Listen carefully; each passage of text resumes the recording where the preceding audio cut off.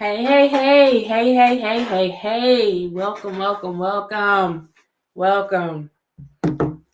I am back from vacation and I am seeing a whole lot of buffale-ism going on. And it wouldn't be right if I didn't. Hey, Kim, how you doing? Hey, Shawty, how you doing? It just a whole lot of, yeah, yeah. So first, how is everyone doing? Hope you guys enjoyed your Memorial Day weekend. I'm actually still on vacation. I got one more day. I got one more day. I'm Kim. I got it. I most definitely got it. I'm Demetra. Hey, how you doing? How you doing? Tiari, how you doing? How you doing?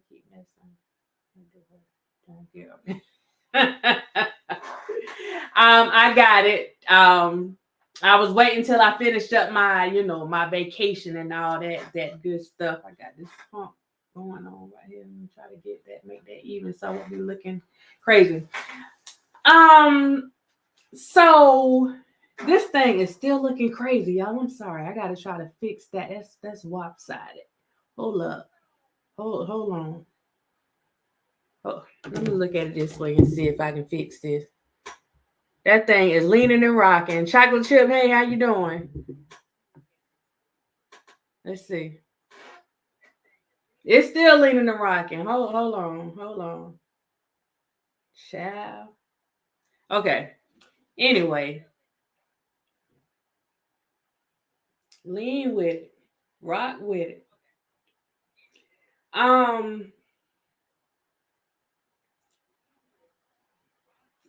Kim, you say it straight. That thing, I'm looking at it now. I feel like I need to lean my head. Feel like I need to lean my head. I saw the message. This thing gonna just aggravate me, child. I saw the message from Miss Bonjean. I saw the messages from Bonjean. And I guess my thing is, and my concern from the beginning was people leaving her alone so that she can do her job. For a lot of people, I guess it is difficult for them to allow people to do whatever they are supposed to do. Here's the thing. If someone is paid or being paid to do a particular job, then it would behoove those who are not partaking in the payments of that said attorney. If you don't have any real say so and what's going on, it will behoove said persons to just back away, step back, and let her do her job. I mean, that's what she is getting paid to do. Regardless of what you think about a situation, you need to let people do their jobs. Otherwise, you are impeding on something that is already in place, and it's probably not going to give you the results that you were hoping for in the first place. If your goal is to see this thing through and you're hoping for a good result, then what people are doing is a contradiction to that thought. It doesn't go together. I'm not going to get into the conversation about who needs to give like all this money and all that stuff. I'm just going to say to people, act like you got some sense. I mean, it is what it is. Just act like you got some sense. And at the end of the day, and this may sound crazy, but this is just how I feel about this at the end of the day. I'm probably going to have to put y'all on hold for a minute so I can fix this because this is bothering me. If you decide to give something to someone other than the person that it is going to, y'all give me a minute because this don't sit well with me. Just hold on one second. This ain't working for me. This ain't working.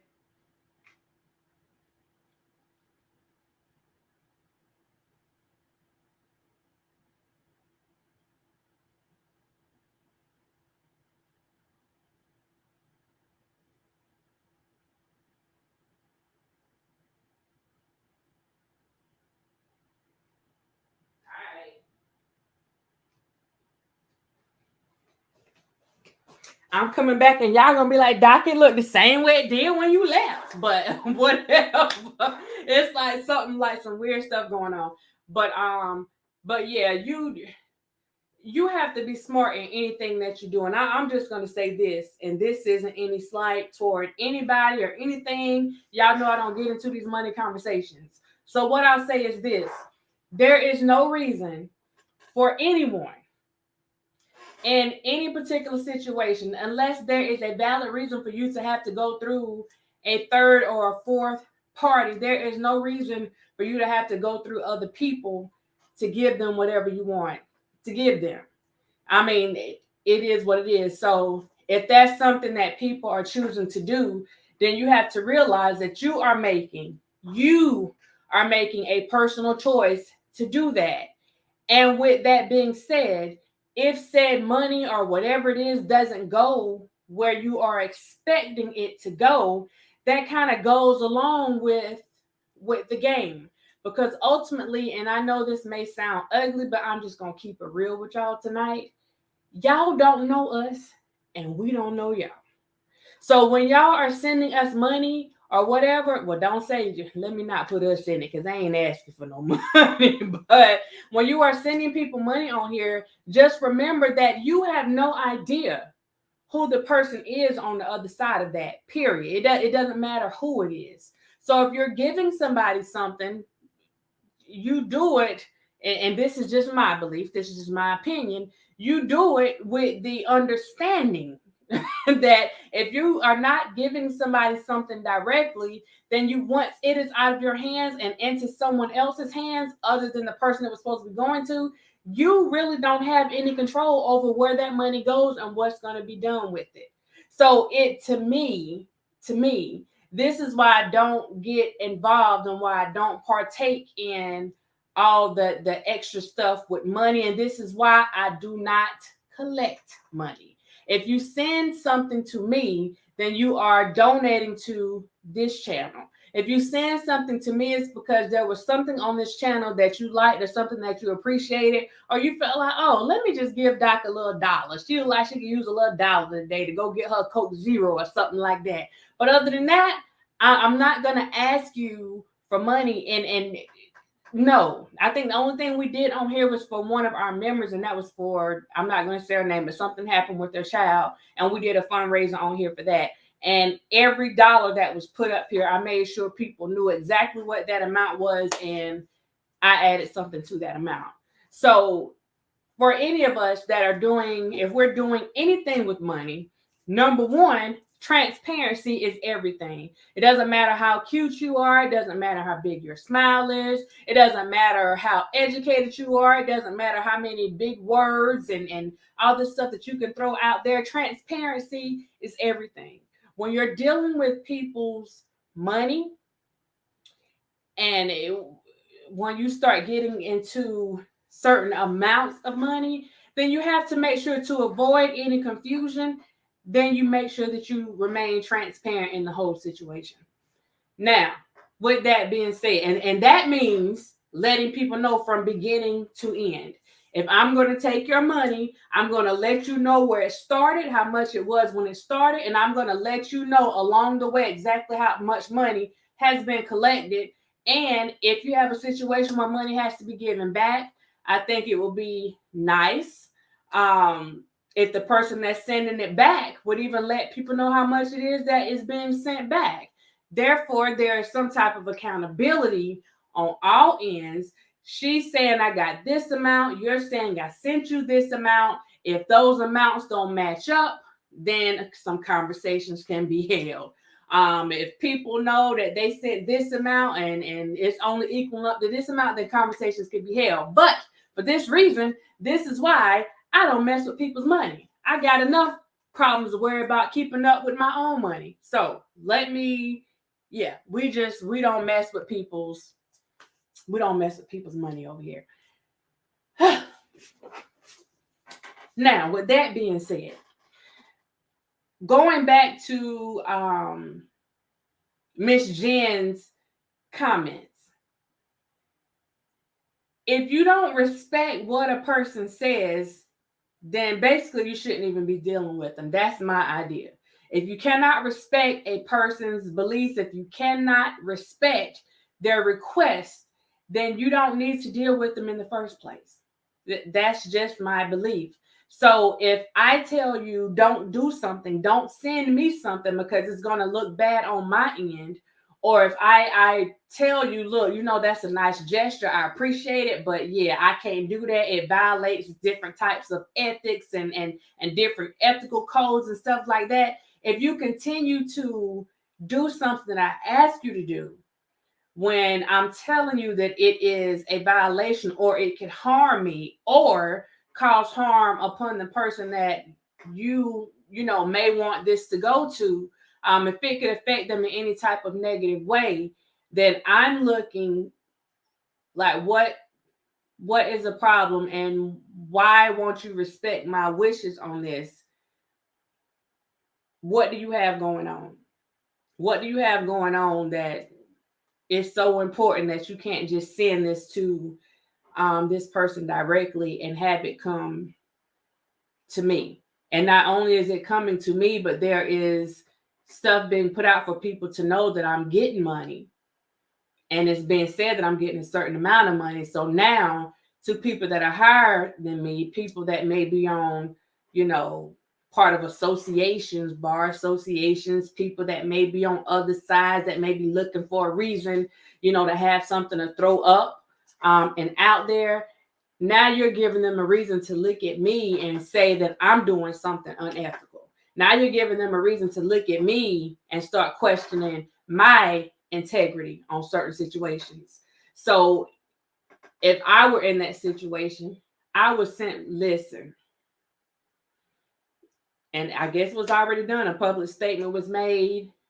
Do not do this. I ask you not to do this from this point on. And you have to think about the place or the mindset that it puts certain people in, especially when you're dealing with attorneys and stuff like that, because now you're putting a person in a place where they're wondering if you're actually trying to come after them.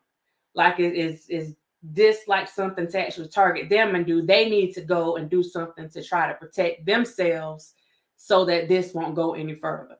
Like, just in case, like it's a CYA thing at this point. It's like, okay, do I need to go and let some other people know what's going on, just in case somebody tries to bring this back up? Because I let people know publicly not to do this. I've said it on more than one occasion. It's been said in the past, and so people are familiar with it. So I need to let the record reflect that I made it clear not to do this, especially with me. You can send whoever you want to send, whatever. Don't send it to me. I'm asking you not to send it to me. So at this point, it becomes a CYA thing, and that's just what it is. And I'm thinking that from this point on, with her shutting down her Twitter account temporarily, I feel like this is the direction that this is going in. And I mean, it's at this point it's warranted, because a lot of people do things and they don't realize. You digging me, Miss Fat? Hey, what's going on?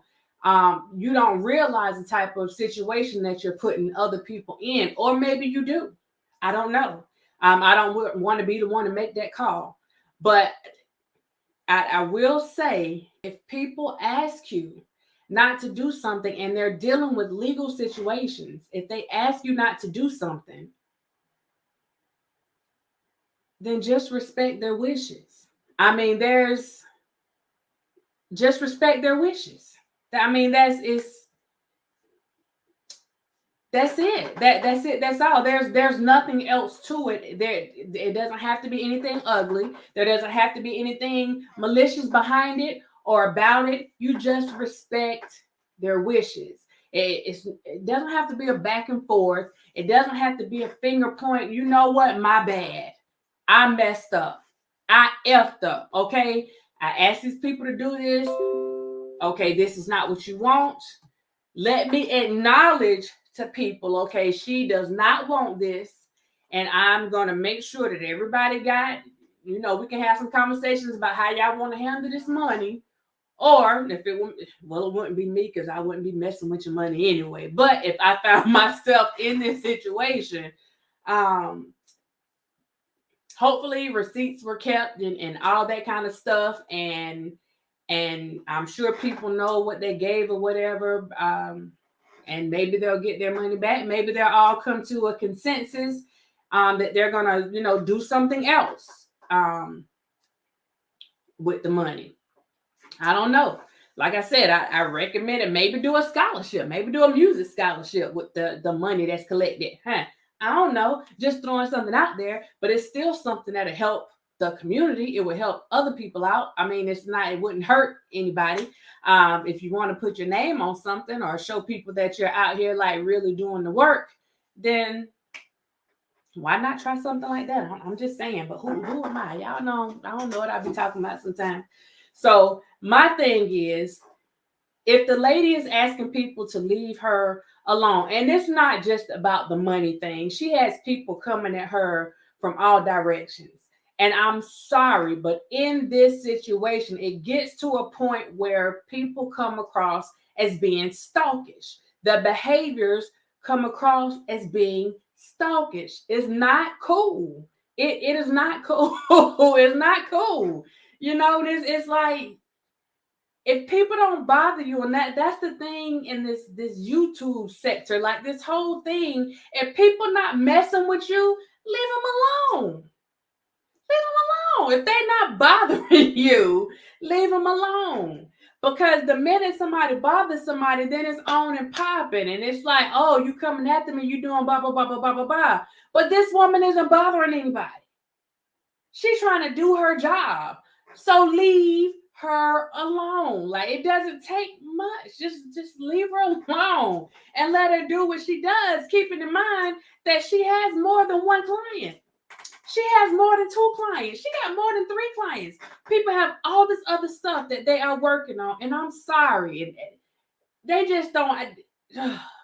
Y'all know we already busy. Well, everybody ain't busy, but a lot of us are busy in our day-to-day, and we just don't have time for the buffet. And again, when you try to keep people updated, and this is why I said she should have just stayed away from the whole thing. Don't tell nobody nothing. And I guess she finally got the memo.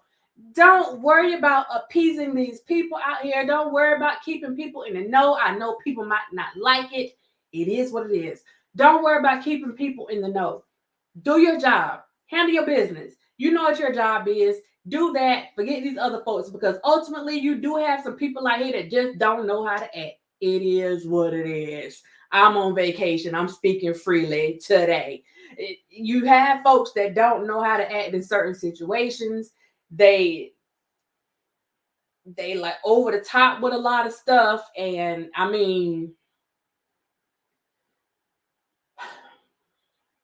in that particular situation, there's only one person that's sitting there trying to figure out whether or not they're going to get out.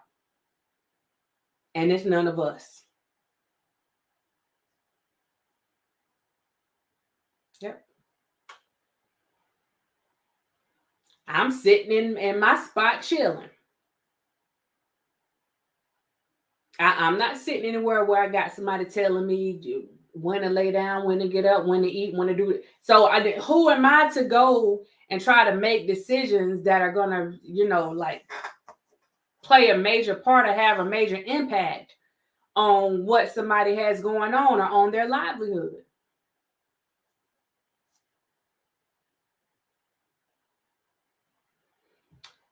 The finger was being pointed at one person, but I know several people tagging publishing.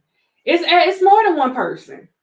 I mean, I guess people are looking at one person when it comes to the money situation. That's something that person is going to have to deal with. And I say that because that person has already been in this type of situation before, and she know how that situation went and how people are whenever money is involved.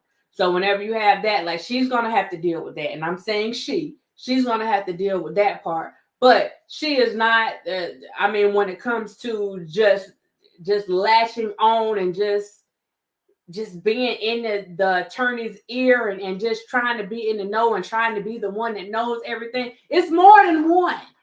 It's more than one. And coming at the attorney, just doing what, like, you don't know these people. You don't know these people. Tracy, hey, how you doing?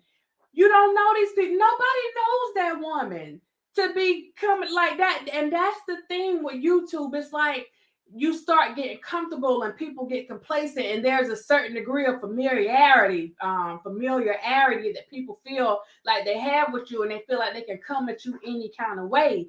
When in real life, like, y'all probably wouldn't even be having conversations. Y'all wouldn't even be having these discussions. And this is what social media kind of puts out there. Like, you can come at people any kind of way and whenever you want to. 12 o'clock, 1 o'clock, 2 o'clock, 3 o'clock, 4 o'clock, rock. 5, 6, okay. But yeah, you can just come at people, and it's like, we wouldn't even be having these conversations in real life. Because I'm saying real life, because this right here, this is not real life.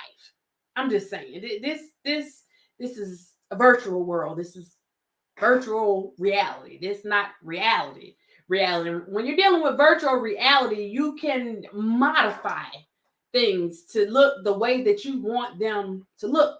Like, if I want to look light skin, I can go and adjust the colors on my stream right now. If I want to be darker, I can adjust the colors on my lighting. Like, this is a virtual world. And what people don't realize is some of the stuff that they're doing, you're crossing over out of this virtual world and you're entering into real life.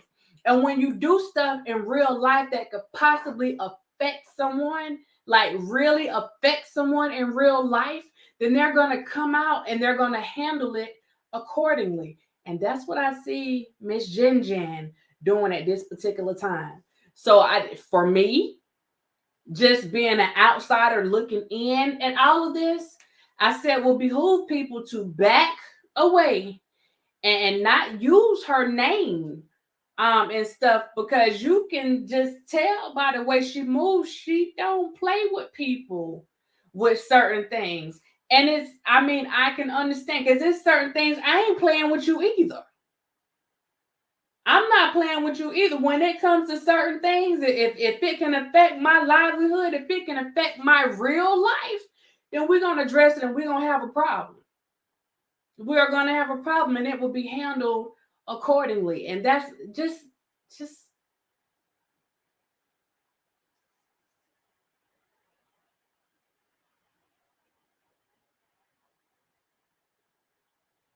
why can't we just let folks do their jobs? That's all I'm saying. Jersey girl, hey, how you doing? Why can't you just let folks do their jobs? Get out the way. A lot of people in the way. You're doing too much. You're doing too much. You're just in the way. You're just in the way. Get out the way. Get out the way. I'm just saying, just get out the way. And I'm looking, because I'm watching this Johnny Depp thing, and I'm looking at the way that the supporters and the fans are like supporting him. And don't get me wrong, now they can get a little feisty too. They got a little something going on, but it's completely different. It's just different. It's different. You don't have all these. It's just different. It's different. And it's like, we just at the point where we just make complete spectacles of ourselves. You know what I'm saying? And it's,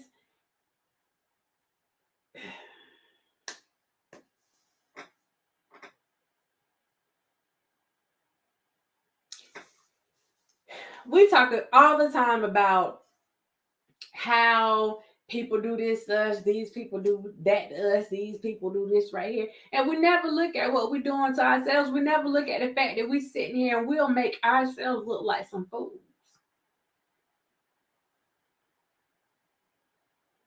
Now, for some people, it may just be a look. For some others, it may be true to life. I don't know. Hey, Bobby, how you doing? How you doing? How you doing?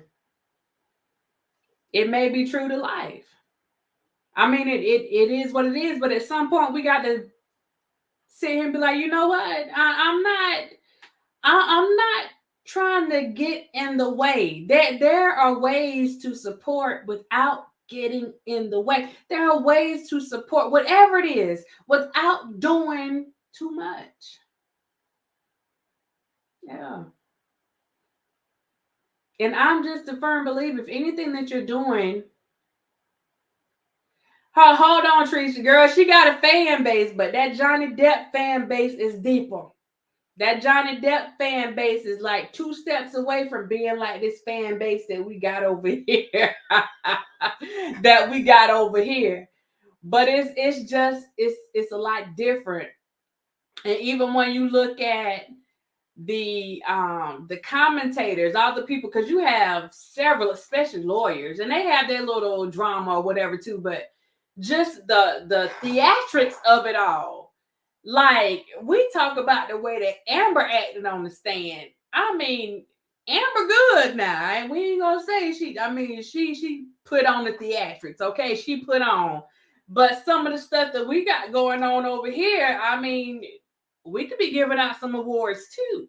I'm just saying. We could be giving out some awards too, because it's like the theatrics. The theatrics of it all. You know, like, support him because of the lust they have for him. That's why it's always. Oh my goodness.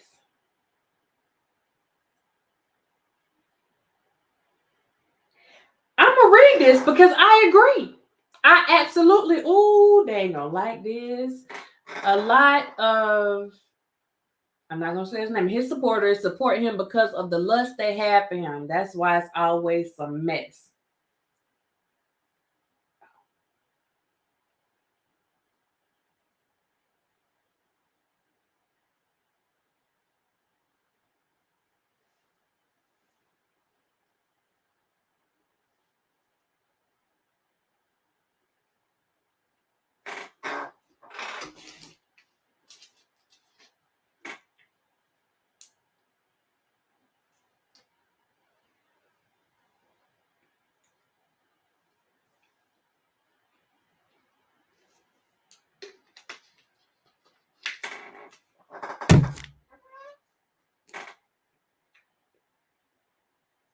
I'm gonna just let that marinate in y'all spirit for a little while.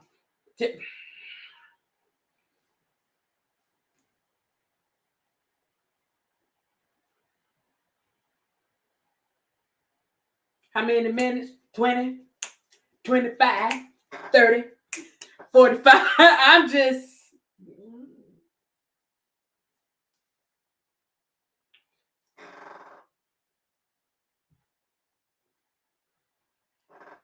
This. That. Let me. I'm a hold off on that. This is true. This is true. That's why you got the buffoonery going on. You got this person coming out. They love it. You know, I ain't even getting into all that. You know what? This is where a lot of the confusion comes from. Okay? Because, Lord, I'm trying. Yes, yeah, that's where a lot of the confusion comes from. Yes. There's different levels. There's different levels of support. Absolutely. And along with that lust comes foolishness. Yeah. She said it. I ain't say it. She said it. Along with that lust comes foolishness. And that's where, oh, Lord have mercy, child. And it's not just lust from females. You know what I'm saying? This lust thing has no gender. Okay? It has no gender. It has. You done made me fall out the bush again. It has no gender. Basic mom, hey, Payville, hey. It has no gender.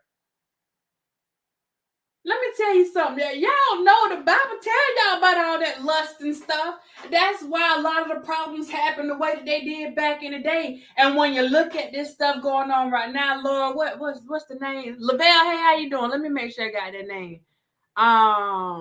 Liar. When you look at the stuff that's going on, that's exactly what it is.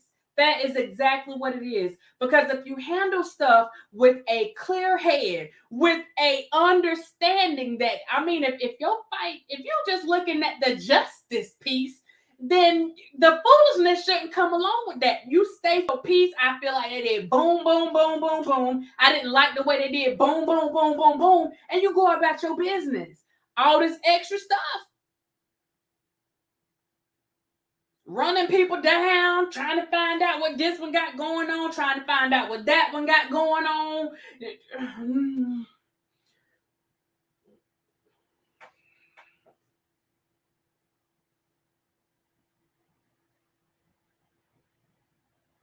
That's the work of the devil. Thank you, Basic Mom. Because I'm telling y'all, oh, Lord have mercy.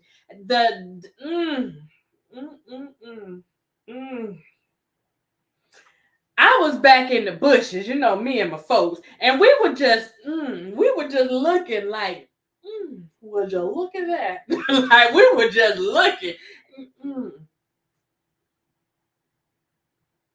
And is this what people see when they looking at us? All right, Solo, hey, how you doing? Is this what people see when they looking? Is this what people see when they looking at us? And you sit there and you like, well, how many people are partaking in the foolishness? Let me tell you. Let me show you how many. Hold up. Hold up. I'm doing this just for y'all.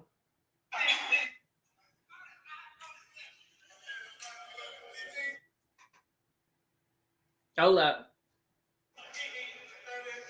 Let me start it back over.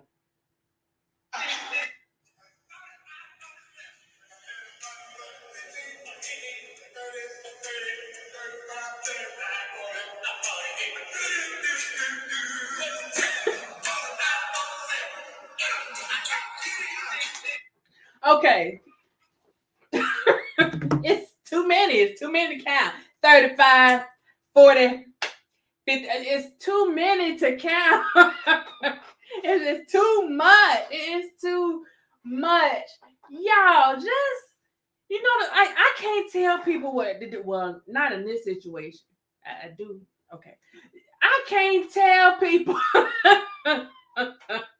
Oh, let me see if I can find this. I can play it, the whole thing. Hold up 1 second. Hold on. Actually, let me just. Okay, just.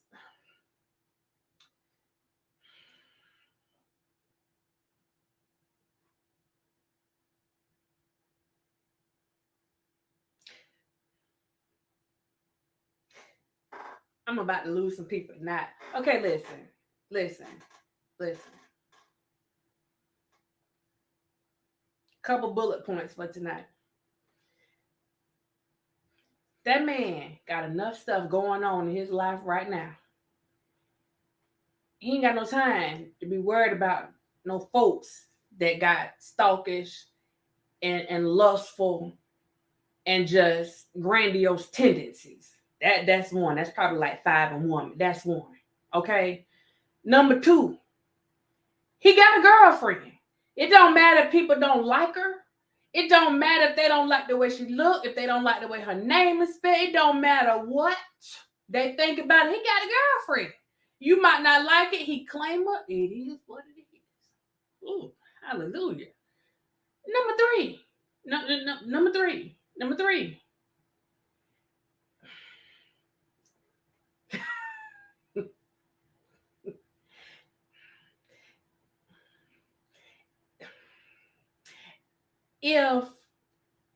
If I ask you not to do something, or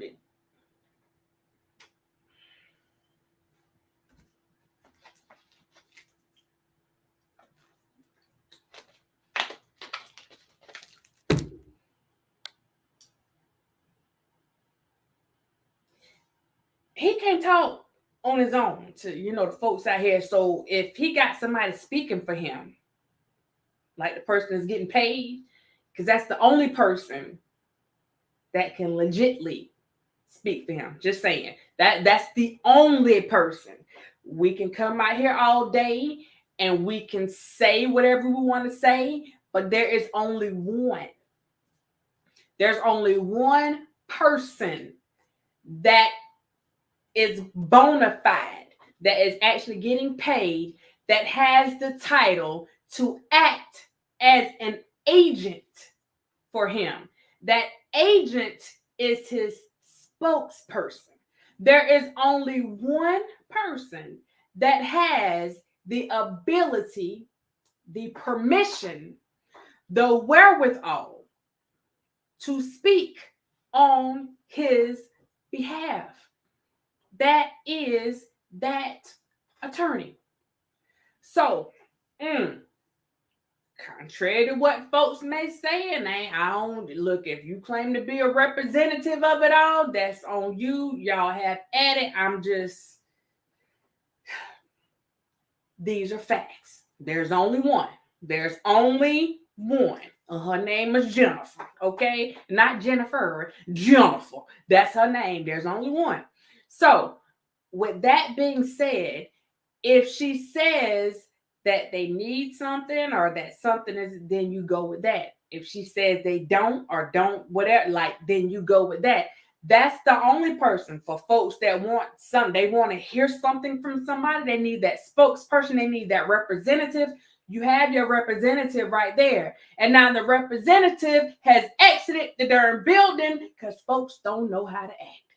So now you're going to go back and you're going to have a lot of people coming out here again claiming to be the spokesperson because folks have silenced. You didn't want him muted, but you muted the darn representative for him.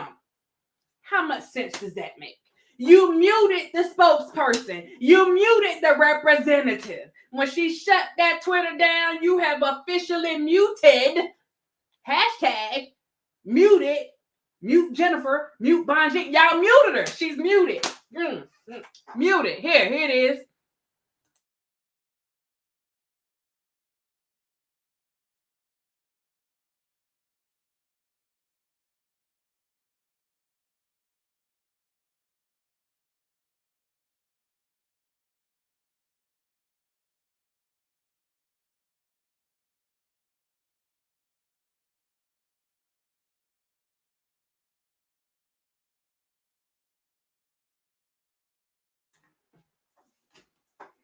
Can y'all tell me what I just said?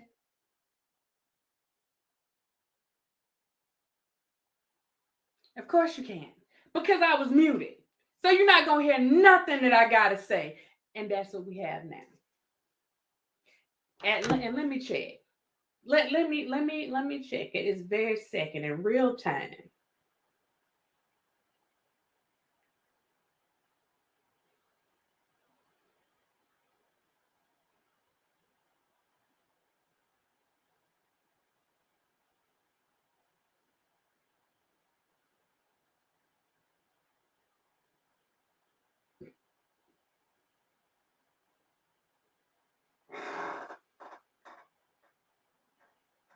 My screen is dirty. You digging me? Let me try it one more time.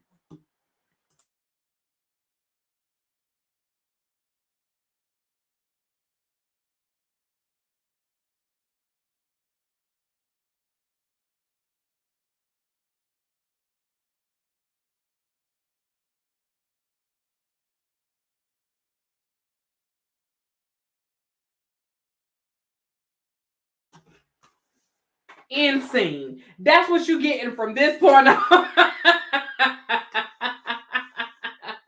That's what you are getting from this point on. And I'm trying to make light of this situation at this particular point, but I saw this coming. We've been talking to, we throw a little bit out here like, okay, she gonna stop fooling with people altogether. And look what you got. Look what you got. Look what you got. She done shut it down. That's exactly what I said. Nook if you're booked. That's exactly what I said. She done shut people down. And it's like, for me, I'm almost wondering if this is a good thing.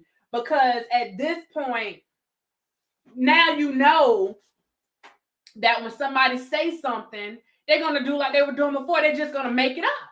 They're going to make it up, which is what they've been doing anyway. She is the spokesperson. When someone hires an attorney, don't get it twisted.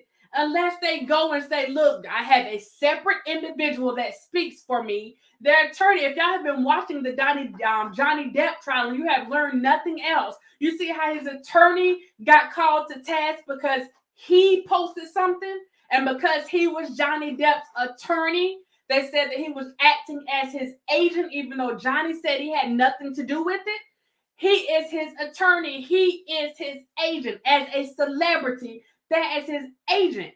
So this woman is his agent, and she is the only one that has the authority to speak on his behalf, legitimately. We can sit here and we can say whatever we want to say, but she is the only one.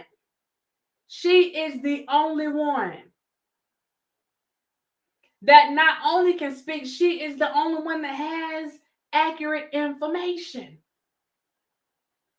All this other BS, all this other buffale is for clicks and mother flipping views.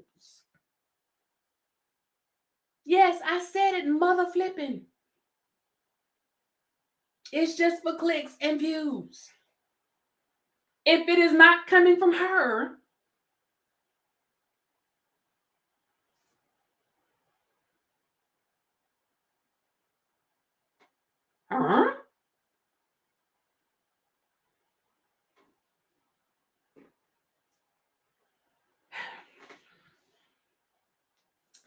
I'm just saying, y'all might want to leave this lady alone before folks start getting paperwork. You know what I'm saying? Folks gonna start getting paperwork in a minute now. When your behavior start coming across as inappropriate, unwelcome advances, it comes across as bullying. It comes across like you just doing the most. You doing too much. Like, some people will sit there and laugh and be like, oh, but it's just social media. Everybody ain't gonna do that. And everybody shouldn't do it. I mean, we are all entitled to our opinions and we can speak our opinions, but like, you got to have some kind of decorum about yourself. You got to have some kind of coof about yourself. Yeah.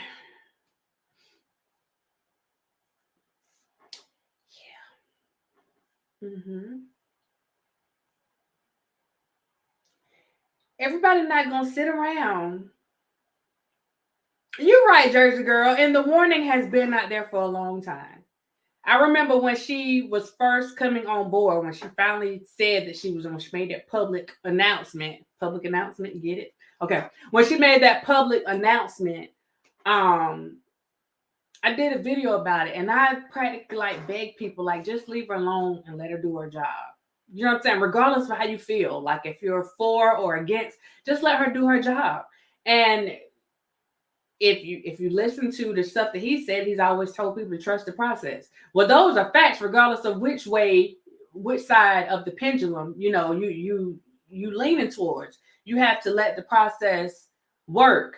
When you do things to try to interrupt that process, when you do things to go and become a distraction, then 9 times out of 10, you're not going to get the results that you are searching for.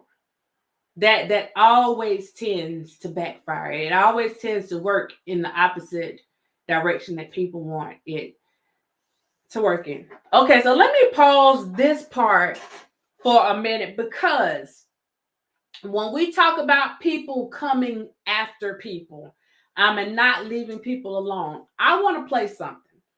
And I'm going to say, again, this is just my opinion. Y'all don't have to agree with me. Most of the time you don't anyway, but this is my opinion. I saw the situation that was going on with Monique and DL Hughley. Now, a lot of people support DL, a lot of people support Monique. I'm looking at this as, again, people get tired of you coming at them a certain type of way. And people get tired of the disrespect. Now, people may say she could have handled it differently. We can always say that in every situation, we can always look back. You should look back and say, how could I have handled this situation differently? The stuff that's happening with this other case, like, how could I have handled the situation differently? The situation with Johnny Depp. Oh, he should have left this woman. He shouldn't have stuck around to be abused. He should have. It's easy to quarterback a situation. That Monday morning quarterback is a beast. But when you're actually in the situation, it's a lot different. So, I know y'all be like, Dr. Rogers always be trying to bring situations together and try to show that there's some kind of correlation. Well, I'm going to correlate. Okay, we're going to correlate tonight. Because what I saw with her, even though people were saying, oh, it's always her, she's always doing this stuff, I saw something a lot different.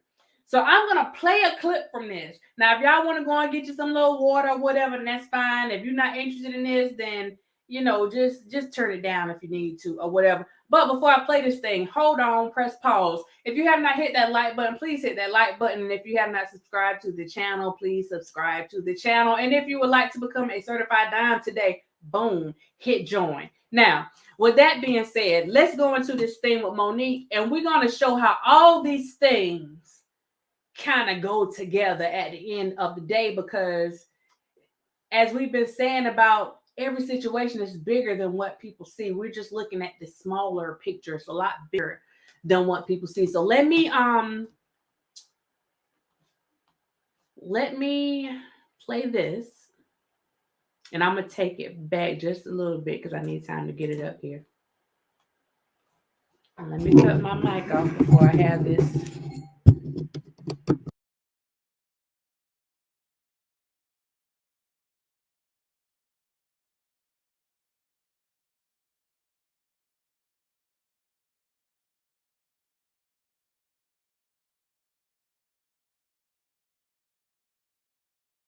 Tonight, y'all don't understand the fight a bitch had to go through to stand in front of y'all tonight. Y'all don't understand I was ready to walk the fuck up out of here, but I said I can't let the people down of motherfucking Detroit because the promoters is worthy as a motherfucker.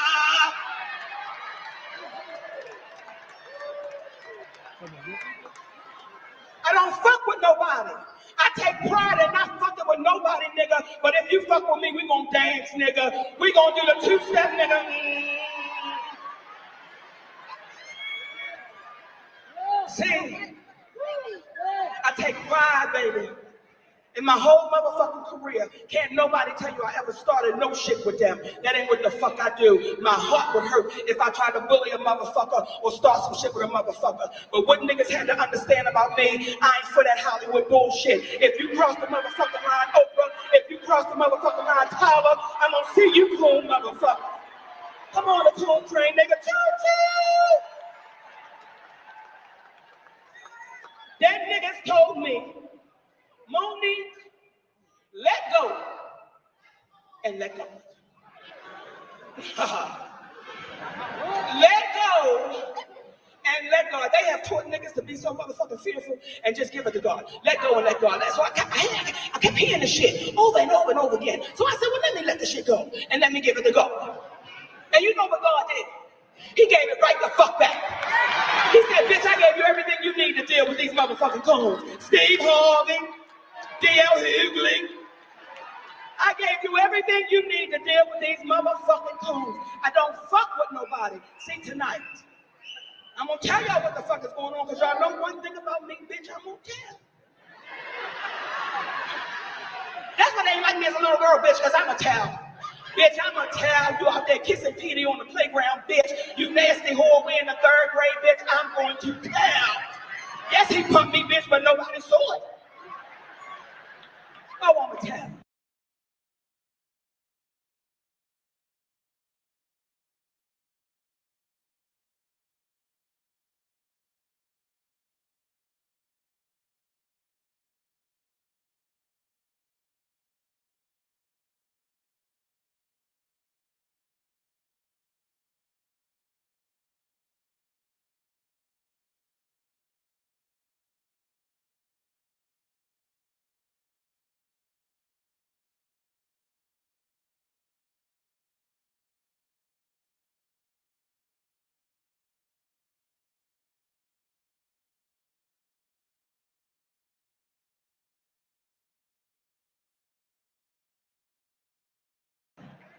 See, I fucks with contracts.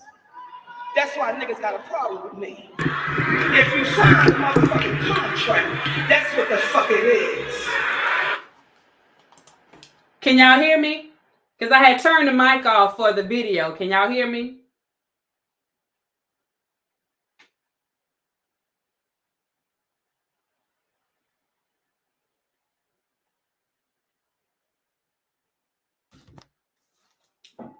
Well, we're going it further. Let me get this sound check. Can you hear me? Okay. I turned the mic off so you guys wouldn't get that echo from the mic going and then the mic from the computer. So what I was saying was I'm going to apologize. I can't say in advance because the video has already started. So let me apologize for the derogatory words that are coming out of Monique's mouth. The words coming out of Monique's mouth do not reflect the beliefs of Carolina Diamond, Dr. Rogers. But she definitely has a message that comes from all of this, and I want this message to be heard. Now, as far as her calling people these names and all that, y'all just try to overlook that part and just get the message of it all. That's all I said when I was muted. But I'm doing like Bon Jean. Shoot, y'all, I'm about to be muted too. Shoot, I'm going to show y'all what it looked like. Okay, so I'm going to go ahead because she's getting ready to go into this story. She's about to go into this story of what happened with her and D.L. Hughley. But they're so used to niggas fucking around with the contract and being nervous because they might lose an opportunity or a motherfucking chance. So they will redo the contract. I'm not a bitch who will redo the contract. If you sign the motherfucker, that's what the motherfucker is.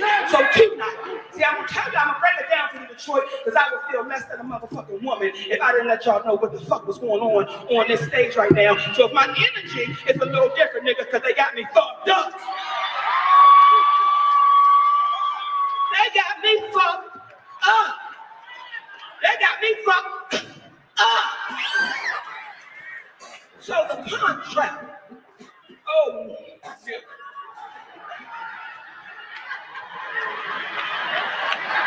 The motherfucking contract said that a bitch is the headliner. The headliner. Let me say it again. The headliner. That's what the motherfucking contract says. Monique is to be the last motherfucking person on the goddamn stage. She is the headliner. That's what I signed the fuck up for. I'm 30 plus years in this motherfucking business and I don't open for no goddamn body. The contract said the headliner. The contract said the headliner. The contract said the headliner. But a nigga named D.L. Hughley turned into a bitch and said I won't perform if she does that. I won't go out if she does that. Nigga, you open for the kings of comedy. I close for the queens of comedy, nigga. And you think that I don't have a dick, that ain't my position, nigga.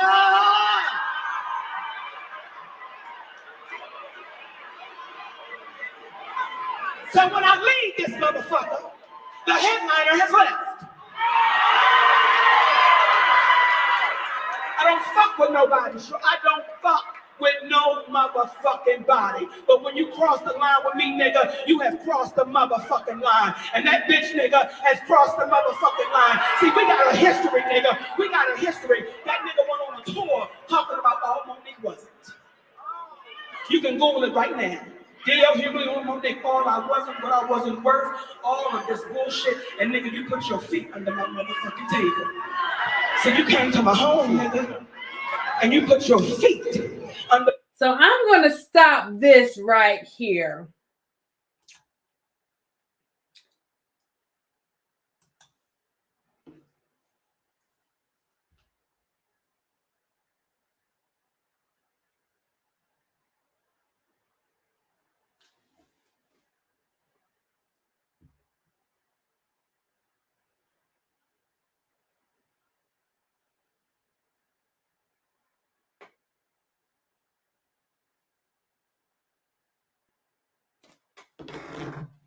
I need a few seconds to get this together because she went in. Hold on. Let me give myself a few minutes.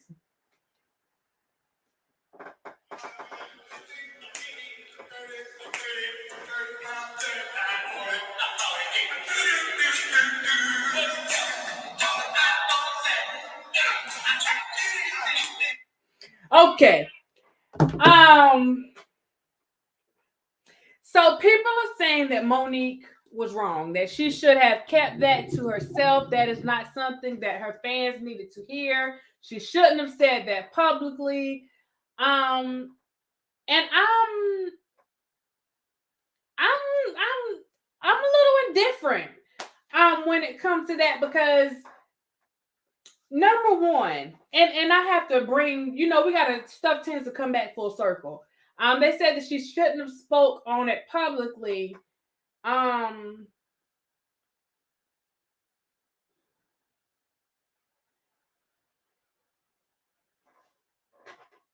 mean, she is a stand-up comedian. And she made it a part of her show. And what comedians do is tell their life, like they tell their story as part of their stand-up, the same as entertainers may tell their story or whatever in their songs. So my thing was, what made it any different with her? Because when DL gets on the stage, he talks about situations or stuff that has absolutely nothing to do with him. I mean, he talks about that stuff on his channel. I mean, that's how him and Kanye ended up getting into this big thing. So if you want to see her runner, it was funny, wasn't it? I don't see what makes her any different. But my thing is, people get tired of you coming at them any kind of way.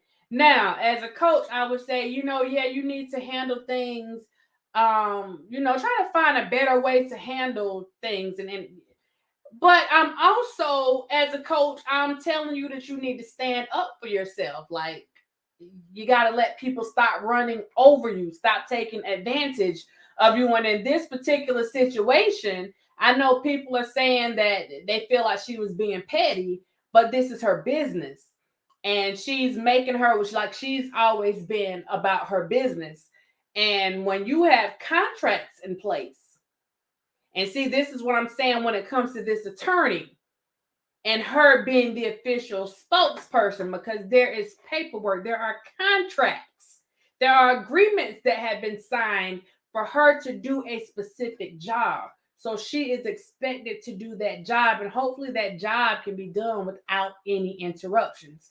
This is the same thing that's going on similarly with Monique. She had a contract. And that contract, it said that she was going to headline that show.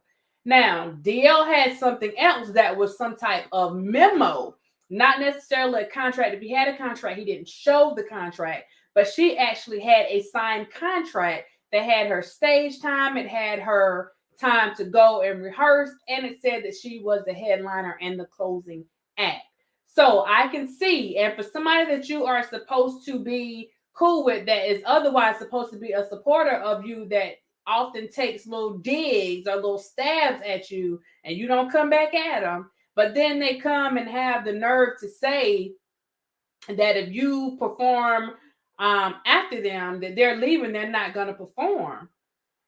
Then I don't know. I feel like that may be something that you would want the audience to know. I know people don't like it. Like I said, they said that she went on and they didn't pay for it. The audience seems to be enjoying it to me. They didn't seem to have a problem with it at all. Of course, we can't hear and see all of the audience, but as a whole, if we are looking at these videos and every single one of them seems to show the same thing, the audience didn't seem like they were too upset. They seemed like they appreciated the fact that she stood up for herself. Me personally, I'm not a big DL fan or whatever, but if you acting like that behind the scenes and you coming after, you doing all this extra, like you doing too much behind the scenes, and you're saying that I don't know. He said that she is not like she's Dave Chappelle, but I'm like, brother, you not Dave Chappelle either. If I know that you're acting like this behind the stage, then I'm not even trying to support you like that. I'm not trying to support your nonsense. If you're not supporting your own people, then why am I supporting you? Like, that's just how I feel. So I'm like, I don't feel like she was wrong in this. Now, let me be clear on something now. some of the stuff she said, like I would never say anything like that, the stuff that she said, but whenever the stuff happened with Chris Rock and Will Smith, people said all was fair in comedy, right? It's just comedy, right? See, this is where I be pulling people cards on stuff. It's just comedy, right? It's part of the show. So if it's part of the show, then she can say what the flip she wants to, right? Huh?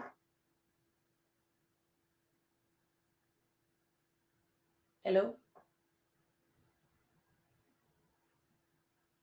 Hello? Somebody? Anybody? I'm just asking for a friend. I'm just asking for a friend because I tend to remember these things whenever stuff happens with certain people and people feel a certain type of way for this person, but then something happens for, with another person, and then people like they forget what they just said. Like all is fair in love and comedy, right? You can say whatever the flip you want to say. It's just jokes.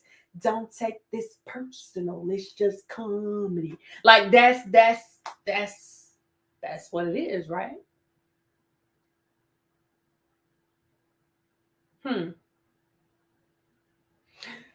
So I thought that was very interesting. So they have been going back and forth on social media.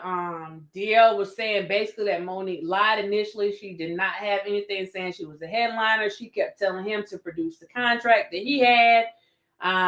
He didn't produce the contract. He produced some type of memo that's telling him, the way the stuff should be, but it wasn't signed.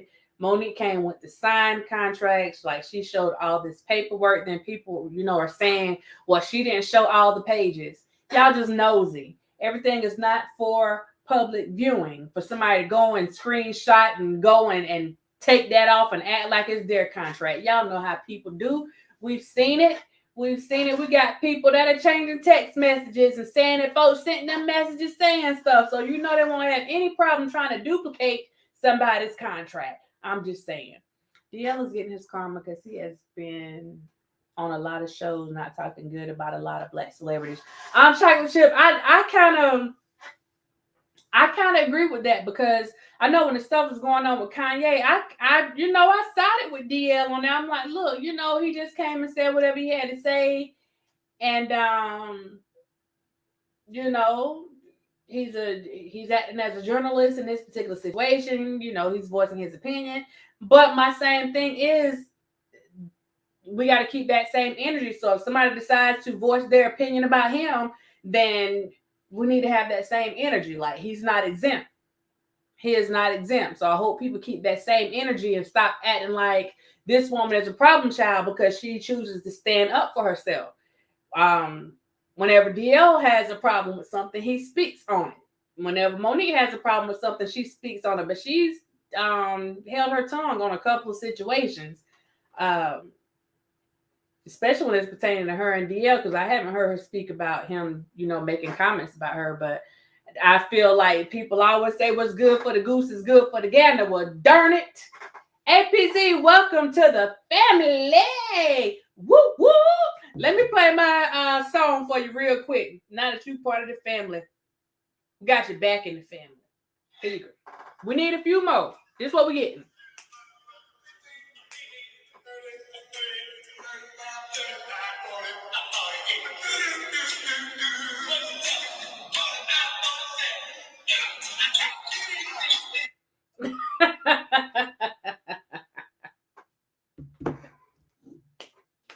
I have to play that because I do that all the time. People be like, what's she talking about? When I start counting, 50, 55, 40, 45, 47. So I had him and DL, Mike Epps and Lord, what's the boy's name? What's the little young guy's name? I cannot remember his name. DC Young Fly. They were doing this. I'm gonna play it one more time. I'm gonna make this my intro. You gotta watch it too.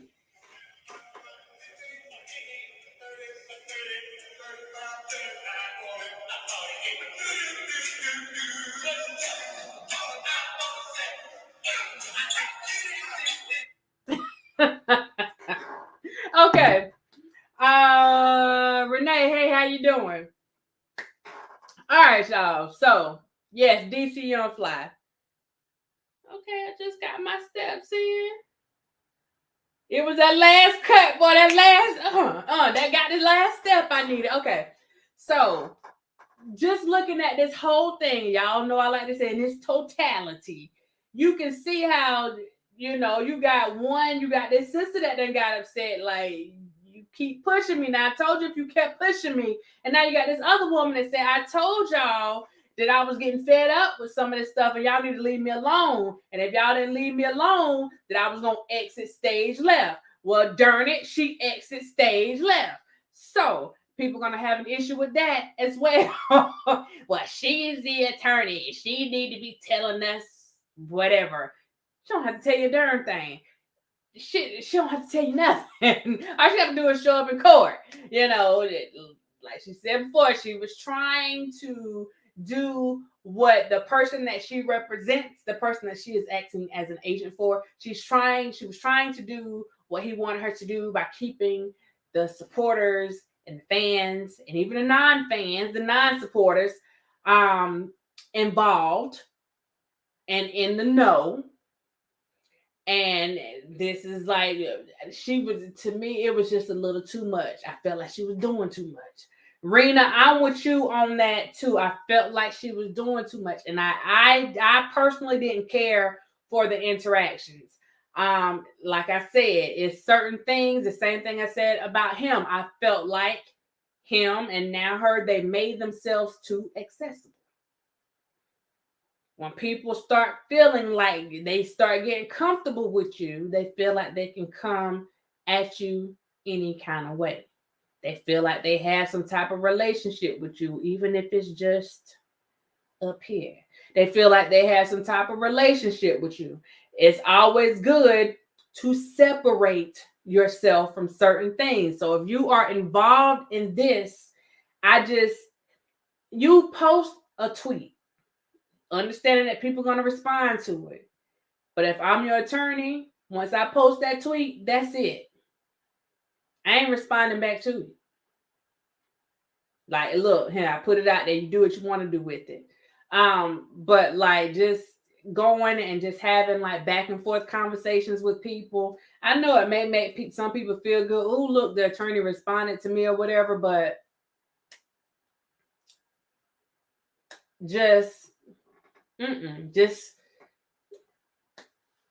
I felt like it got to the point and I had already just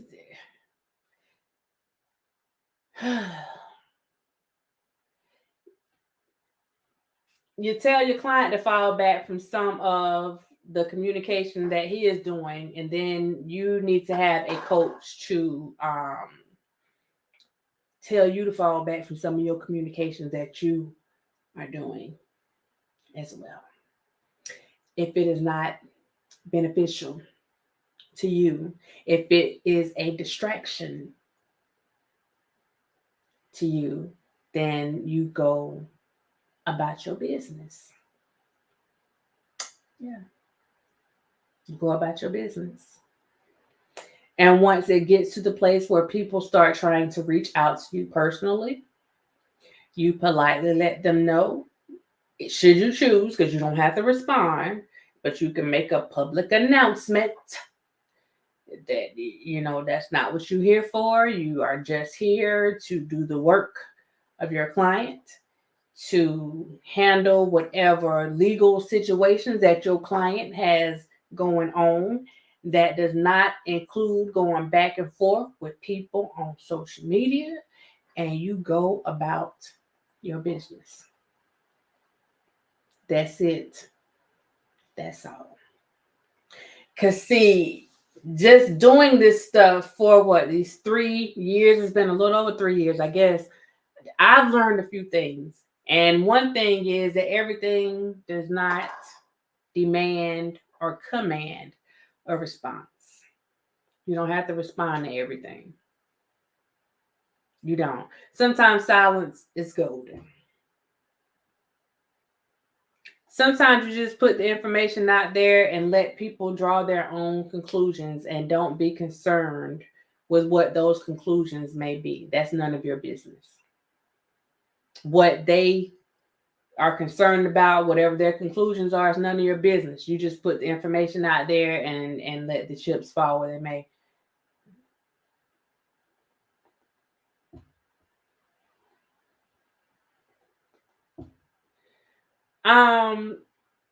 Lavelle, honestly, I'm gonna give you my honest opinion on that. I feel like first, I feel like I need my jacket because I'm getting chilly. Let me try to find something to put on my arms, y'all. I'm a little chilly. Hold on. Hola.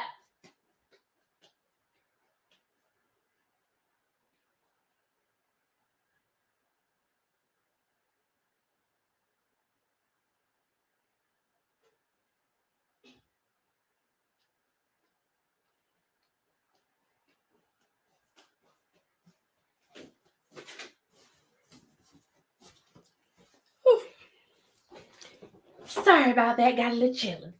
I feel and I have felt from the beginning, and just going back to the video that I put out when she initially came out, I was hoping that she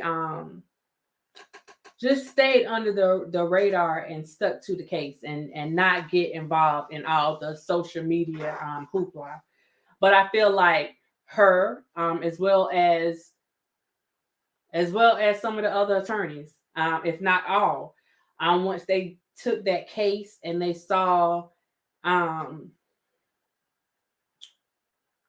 what came along with it and the attention that they were getting from the case, I feel like a lot of them fell into that. I don't want to say that they were starstruck, but they kind of they fell for the okie doke, and wanted to be that person that was out in the media and the cool person that's representing this person that has all these fans and all these supporters. I feel like all of them fell into that. And they fell for the social media games, and because in actuality, you wouldn't have attorneys like getting on bloggers' lives and just having like conversations with supporters and stuff on the phones, and I mean just like really getting involved. And I'm not saying that they're wrong, but it's just I feel like they all fell for the hype, like all of them. I think they all fell for the hype, and that's how they ended up getting so engulfed in all this stuff on social media. Because at the end of the day, when it comes to whatever they have going on, what a blogger says, like, it shouldn't really matter. I mean, because you're going to get paid regardless. You're representing your client. It shouldn't really matter. Like, why even get involved? Why even listen to it? She said that she's not involved in that kind of stuff, but I think all of them fell prey to that, and that's one of the things that I fought all of them for, and she's no exception when it comes to that. So, I just think that it was a bad idea to get mixed up with the social media part of it anyway. She was already on social media, so just commenting about like general stuff or, letting people know like she does. I put a motion out for whatever. Yeah, doing that, but like anything past that, I just think it was and it is a mistake, because you got a lot of opinionated people out here and folks are entitled to their opinions. And they're like buttholes. Everybody got one, child. Everybody got one. And I just feel like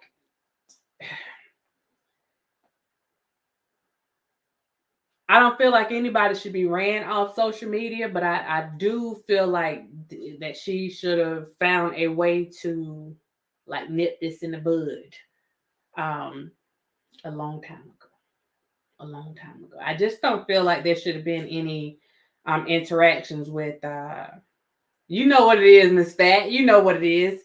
I just don't think there should have been any interactions with the supporters or non-supporters. Like, Either way, just go and do whatever your job is and go about your business and just leave that other stuff and people with their opinions and all that.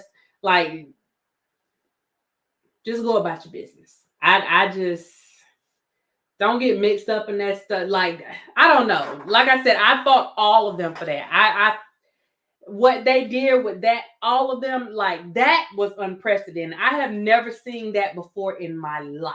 Like, ever. I have never seen that before.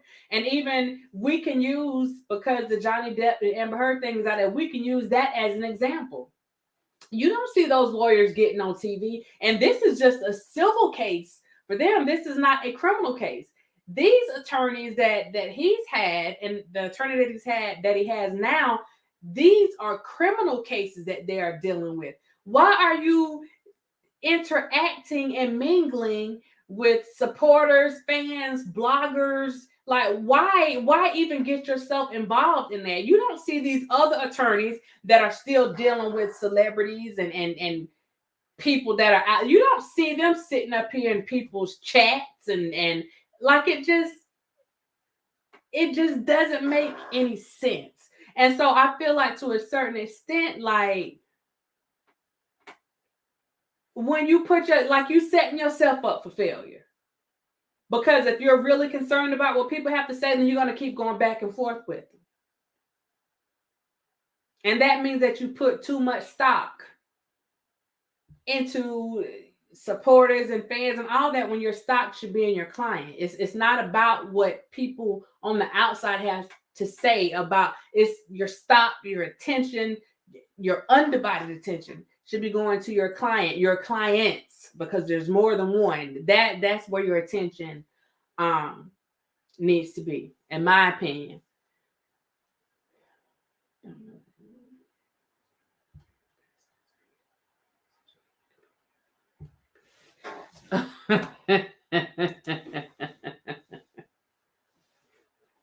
I agree. Don't know what they don't know, but act like they know everything. Everybody's an attorney, a doctor. Heck, on social media, you can be what USA characters welcome. You can be whatever you want to be. Absolutely, Jersey girl. Absolutely. And again, it's that familiarity. It's like, I don't know, like, I'm saying something that I even had to say to, like, myself. It's like, okay, you got on here, so you put yourself out here for certain things, but it's like certain conversations I'm just not going to entertain, because I wouldn't entertain it with you over here. And certain things I had to back away from, because I'm like, you know what? We're not going to even do this. We are not going to do this. I'm not going to waste my time on this, because, again, you got to decide. You got to pick. It's not even about a battle, but you have to, like, siphon through that stuff. And if it's something that's going to affect how you are working with your clients, or the work that you are putting forth for your clients, then you have to remove yourself from that situation, which is what is happening now. But my thing is, don't put yourself in a situation in the first place. Don't get mixed up in this stuff. You've seen what happened with the other attorneys when they decided to get mixed up with all the hoopla that's going on social media. So don't even involve yourself in all that, because whatever they have going on, like, really is none of your business. Like, let them do whatever they doing, and you go about making sure that you're doing what's best for your client. And I don't know. That's just my opinion, y'all. That's my opinion. And again, that was my thing from. And you know what? Let me see if I can find that video. That was my concern with her from the very beginning. Like, please don't get involved in all this stuff that's going on, because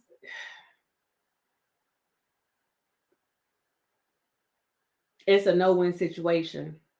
Let me see if I can find this thing.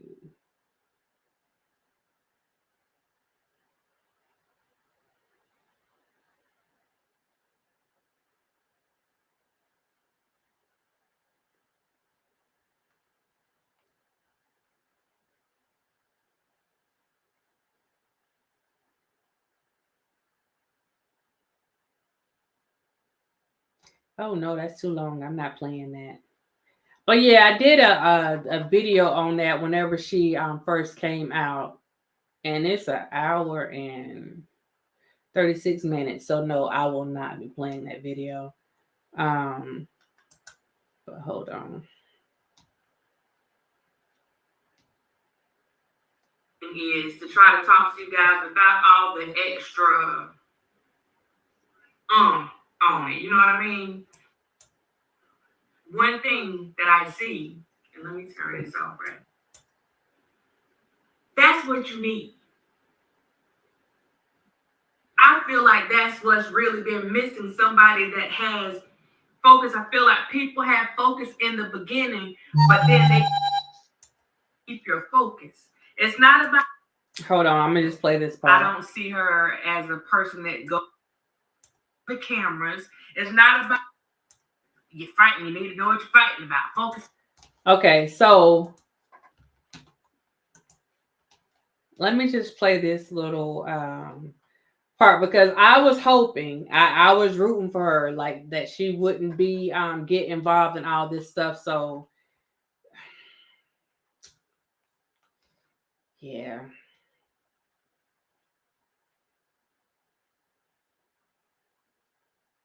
I'm gonna tell y'all, please overlook the way I look at this video, okay? Just listen to the message, child. Listen to the message. Focus, focus. The thing is that I saw with her and that I like about her is that she is focusing on what is actually going on and what has went on. It's not about trying to talk about anybody's personality. It's not about trying to go and say what that person did versus what this person did. It's not about pointing fingers at anybody else other than the system. It's not about doing any of those other things. It's not about putting on the show for the cameras. It's not about going and intermingling with people on, vloggers and bloggers. It's not about trying to put on a show for social media. It's not about doing any of those things. It's about coming in and focusing on the task at hand and leaving all that extra bouffale right where it is. This is what I'm seeing so far. I'm praying that I don't end up being wrong on this one, but this is what I'm seeing. This is what I am getting from her based on just my gut and the feeling I got from her interview. It's not one of those, and don't get me wrong, I'm not saying that that's what any of the other attorneys did. I'm not saying that, only they know, where their heart is and was in a situation. But for me, just looking at it as an outsider, I don't see her as a person that goes and does, in this particular situation, I don't see her coming on as a person that wants to go and do a lot of grandstanding. The focus is, regardless on what you think someone did or did not do, the focus is on whether or not things were done right. That has been my focus from the beginning. You say what you want to say. Everything has to be fair. It has to be just. It has to be decent and in order. And if it's not decent and in order, then you need to fix it. And that's where we stand today. You may not like somebody. You may think that they did this. You may think that they did. Okay, so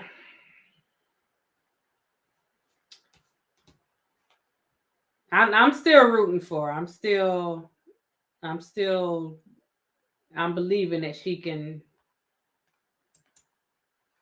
that she's trying to recenter, that she's trying to refocus. They have to have more self-control and show more professionalism, and maybe supporters will show more respect and not make foolish moves. I don't know, Lavelle. I don't know. How do you feel about the magazine owner constantly harassing her on Twitter? He played a part as well. I'm not going to speak on him directly, but I feel like the comments that were made also played, not also, I think they played a major part in why she decided to get off.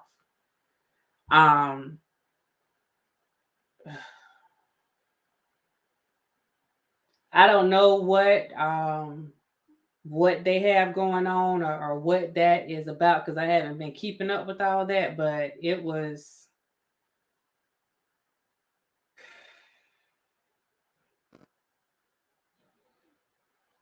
I guess for me, once I see how the conversation is going, I just wouldn't entertain it anymore. And I just leave that alone. I just wouldn't entertain it. People are gonna feel how they feel.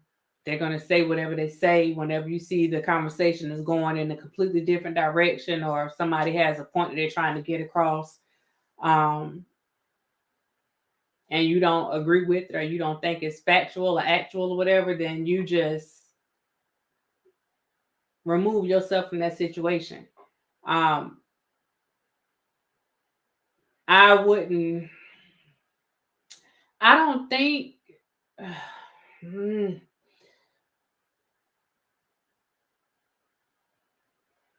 She should have already just removed herself from that situation. I was going to say I don't know if it was just one conversation, but I know that that was one of the conversations that I don't know if it was the last conversation because I hadn't checked, but that was one of the conversations that she had before she got off. Because I don't know what their thing is. That I don't know if they've had words personally. I don't know what they have going on, but yeah, that's not good. Not good. Not good at all. Um,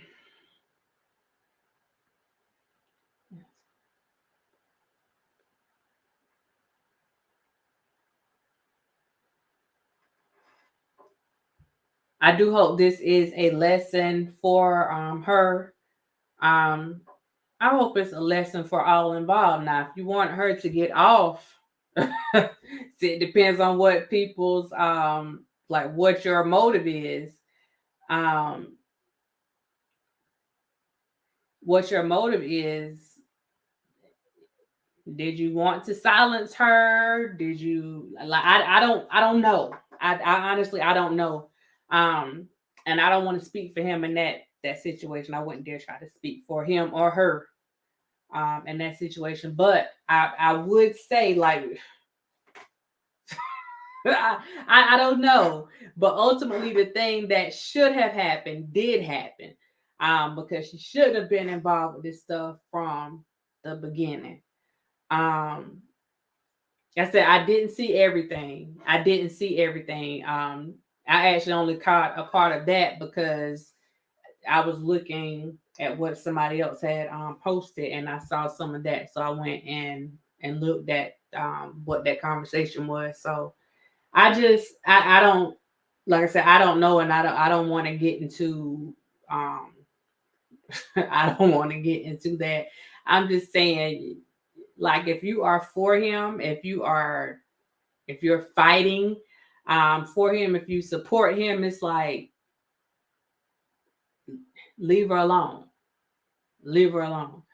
If that's not your thing, like I said, I don't know where everybody stand on that. If you're not supporting him, if you're you know what I'm saying, if you're on the fence, like whatever it is, then I guess you'll go and do whatever you gotta do. But if you're one of the ones that say that you support him and you want her in place and you're glad that she's there, then I feel like you'll handle yourself accordingly. Um,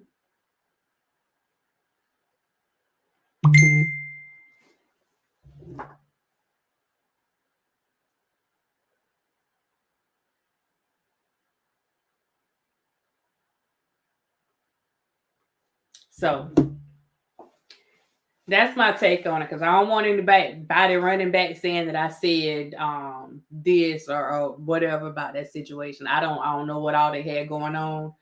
All I know is if you are a supporter, if you are a fan, if you one of the lustful folks, um, then I just say leave her alone. Just leave her alone. Um,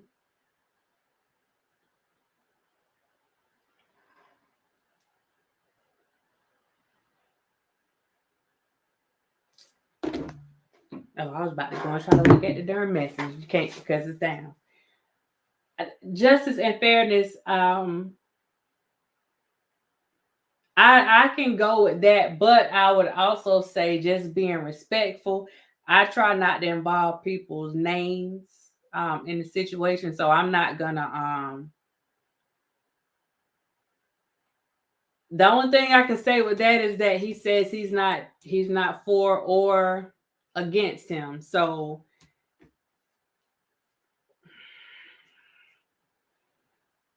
I guess he handles stuff the way that he saw fit to handle it. I don't know. I didn't get the whole conversation. Um, I just saw something about some money. I don't know anything about them having like some ongoing stuff with that, but I did see the conversation that was involving like whatever was going on. Justice and fairness, please don't come on my page and be disrespectful, because one thing I don't do is disrespect on my page. If you got something that you want to say that is genuine, then that's fine, but don't just with your name. I would hope that you would that's my point. That's you just spoke my point. If that was a supporter, that's my point. That's my point. I need you to think about what you just wrote right there. That's the point. That's the point. He said that he did not support or he was not against him. So how do you go and tell somebody that's not a support, like if they don't like him or if they're not for him or if they're on the fence, then they're gonna say whatever they want to say. If they are for him, then I would expect them to handle things a certain way. So I need you to go back and look at what you wrote. Like really. I'm not saying that he wasn't wrong, but I'm not on here to speak on him. Like that's either way support or not the way he disrespect. I haven't seen the whole conversation, so I can't speak on something that I don't know. I can't speak on something that I don't know, but I can say as a whole, if you're saying stuff that's out of pocket to her, leave her alone. I don't have to go and point anybody out individually. That's just not how I do things. That's not how I do things. And in all honesty, if that bothers you, I'm not gonna apologize for it. I'm just not. Um, if no one had, you didn't have an issue with the fact that I didn't call the other person's name out that I was speaking, that had something to do with the money. So why would I go and call his name out? If we're being fair.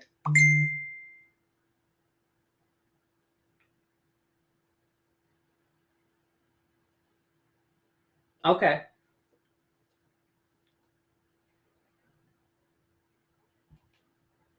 Okay.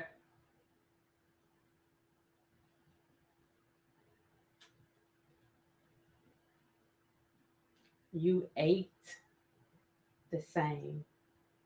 You ate the same. You ate.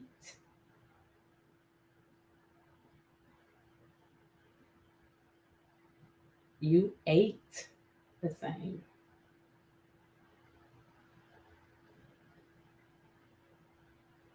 What did we eat?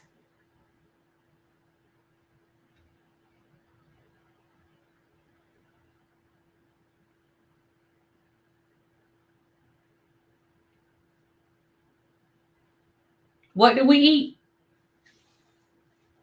Since we're eating the same, child, you gotta tell me.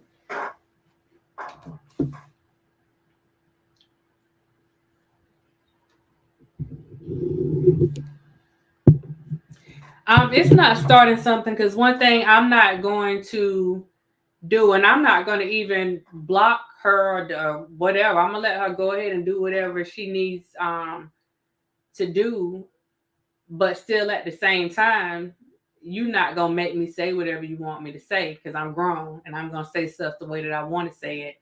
If you got an issue with that particular person, no problem, Michelle. If you have an issue with that person, then he has a channel. Go take that up with him on his channel. Apparently he has social media because he was commenting to her on social media. So go take that up with him. What I'm not going to do is go and try to be responsible for another grown person. I'm not going to be responsible for another adult. The only adult that I am responsible for and that I have to worry about is Dr. Rogers. I don't have to worry about what anybody else has going on. So it's not a matter of deflecting. It's a matter of being grown. So as an adult and being grown, child, bless your heart, go take that up with him. If you have an issue with Shabazz, go talk to Shabazz. If anybody want to say something to him about how he addressed her and what he said, then go address him. Don't address Dr. Rogers about him and expect Dr. Rogers to just go and say whatever. That's not how this works. That's not how this works. And do know that I know how the game is played. So the word play is not, it doesn't work over here. So address them. Address them. I think the name of the channel is As Is.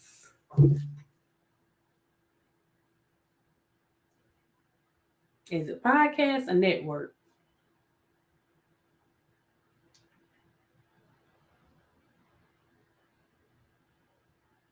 As Is podcast. So if you got something that you want to say with him to him on that, then feel free to go and speak with him on that. And you have a good night as well. And yes, I am being selective about how I choose to speak with you because I could go there with you and I'm choosing not to because that's not what we're here for tonight. If you have an issue, the same way that you are addressing me with the stuff that you think you have, like address him with whatever issues you have with him if you don't like the way that him and Jennifer's conversation went on today or yesterday or whatever day the conversation took place, day before yesterday, day before that. Go and talk to him. This that we have here, because I'm looking 1, 2, 3, 4, 5, 6.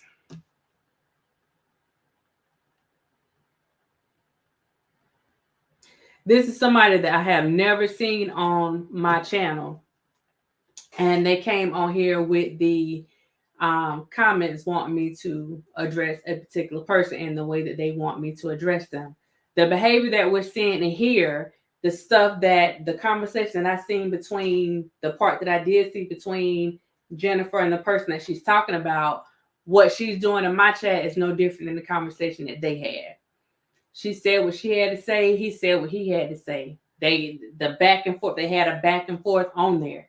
And I don't know where the conversation ended because I didn't stick around to see. I saw like 2 or 3 comments. It just wasn't my forte. I just didn't feel like sitting there and reading all the foolishness. But at the end of the day, these are the behaviors that I'm talking about. When you have people that are so engulfed, that are so invested in something, if you have a problem with him, that's what we tell the kids. Like if you got a problem with somebody, you take it up with the person that you have a problem with. You can't go, and this has been a thing for me on YouTube. I've had people that wanted me to go and speak up for other people or go and because they did something, I got to answer for it. I'm not answering for anybody. I'm answering for myself. And the point that I wanted to make tonight is the same point as it stands. The lusting that someone brought up earlier, as well as behaviors that come across as stalkish. When I see back to back to back to back to back to back to back, and it's the same person, once you say whatever you had to say, then you go about your business and you keep it pushing. You don't have to do like 30,000 comments to get your point across. Maybe not 30,000. It might be this many.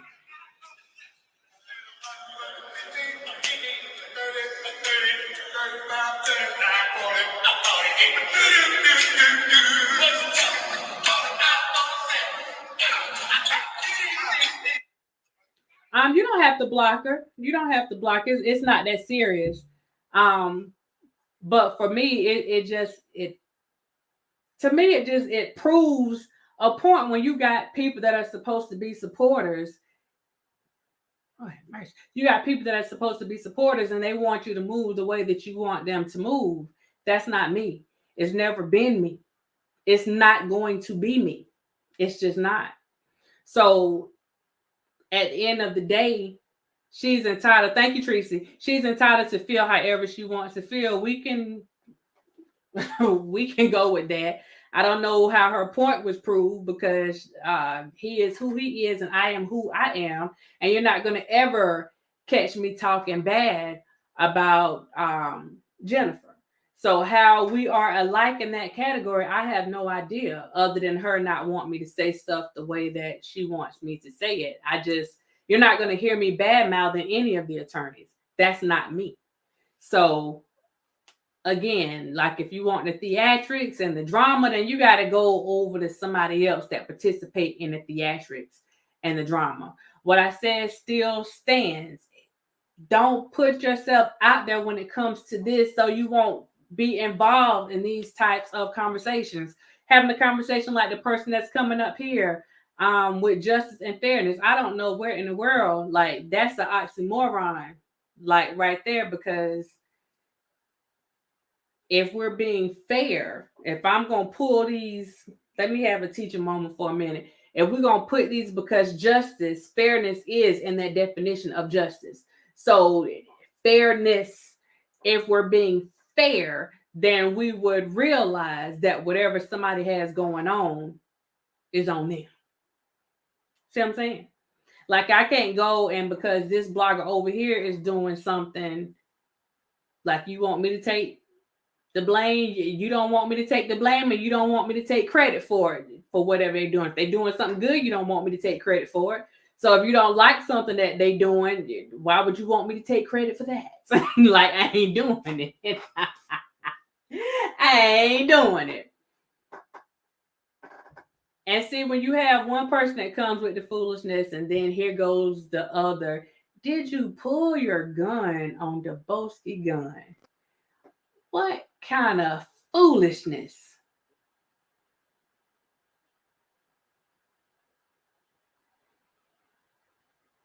But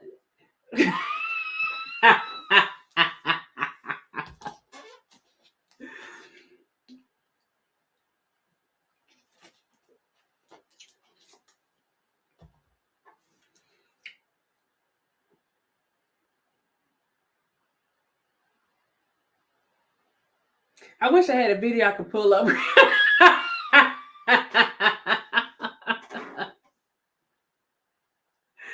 Oh my God.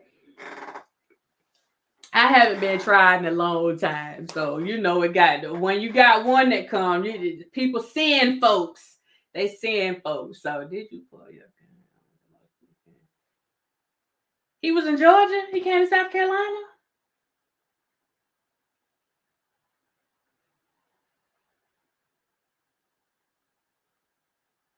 Huh?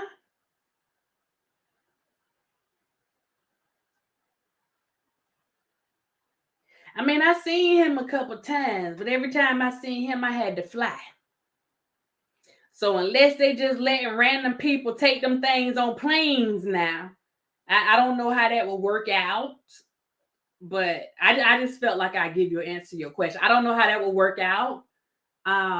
Unless they just gonna let me, you know, just take it on the plane and walk to the airport and all that stuff.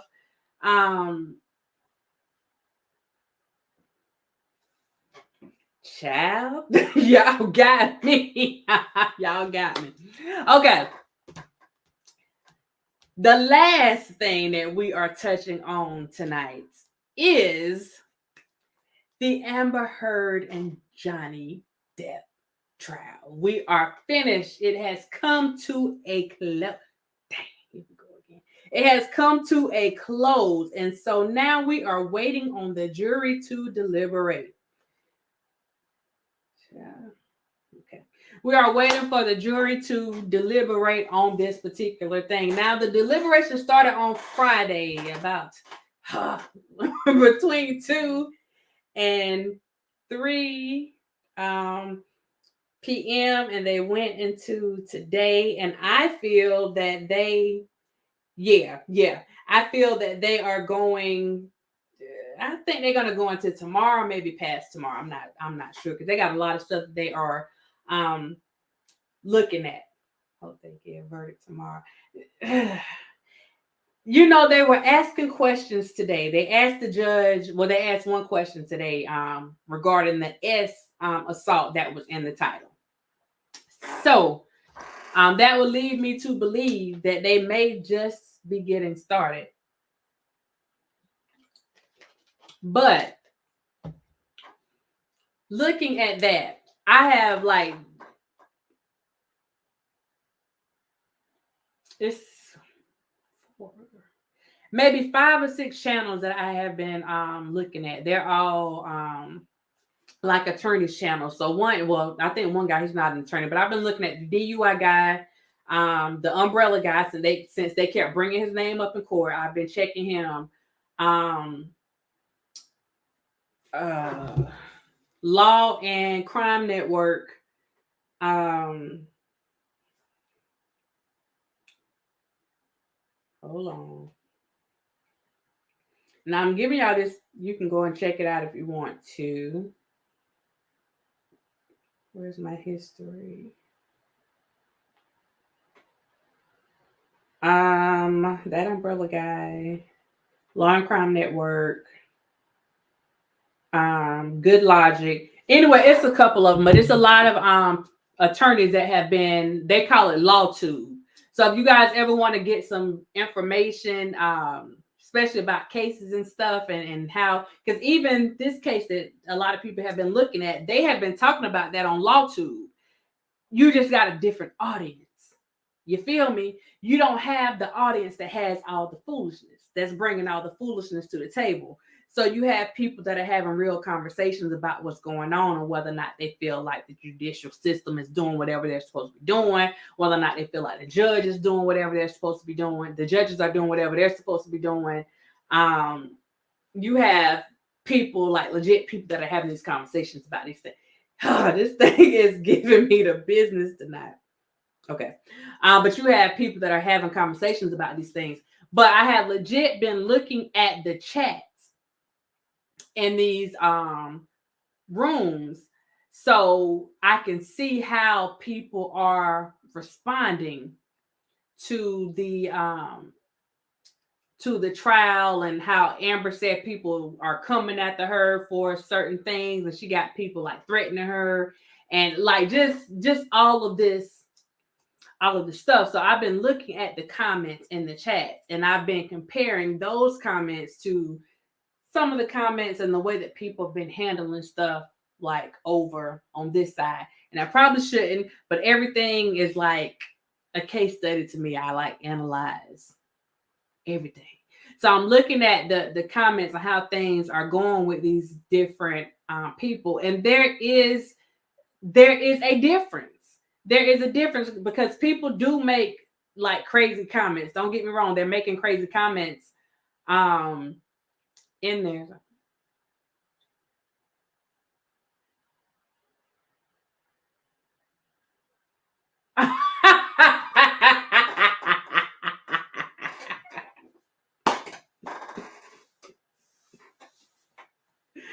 Oh gosh. Stop playing, you know where. Girl, they lying. They lying. And what service weapon? You know where I'm talking about. You pull your service. At RSK. What the flip is a RSK Superb? What is that?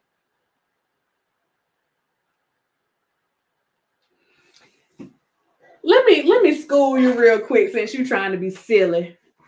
God, this is aggravating me. Okay. I'm going to assume, y'all, this thing is like, hold up, I'm going to have to take this down. I'm going to assume that you have never flown before in your life, like ever. Because if you have flown before, then you know that you are not allowed to take those things on planes unless You are acting in official capacity. I don't know. Number one, why you think I would, child? No, look. Oh, if I can do it like this, let me do it like this.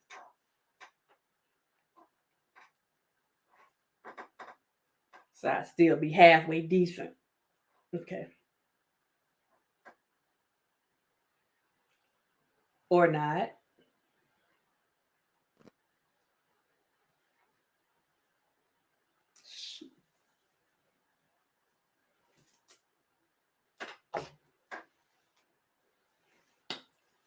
Rapunzel. Okay.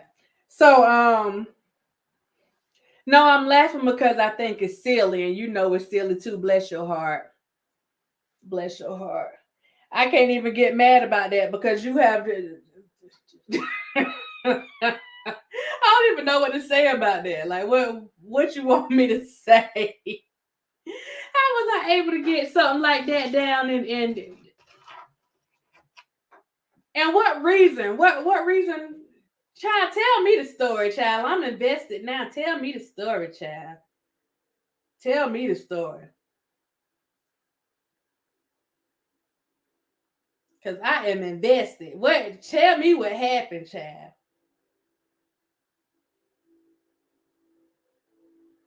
Tell me. Considering the fact that we were never alone at any moment. We left early, left everybody else there. Tell me when that happened. Was it during the prayer, child? Tell me when that happened. I just had to do a whole new hairstyle. Tell me when that happened. Thank you, Michelle. I gotta invest in this just 1 second. Tell me when it happened. Cause you wanted the attention, child. Hold on. Don't restart, child. Hold on. Restart tonight. Tell me when that happened, child.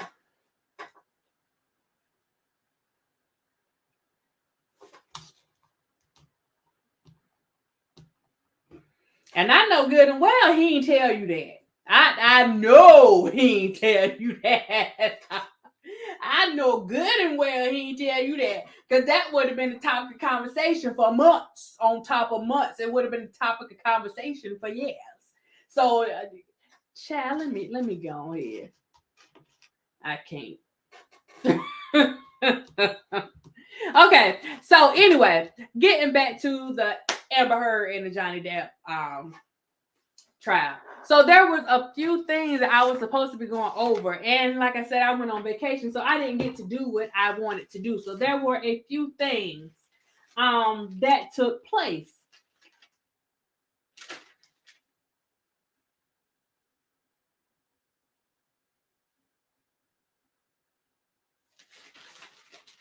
That I wanted to touch on really quick.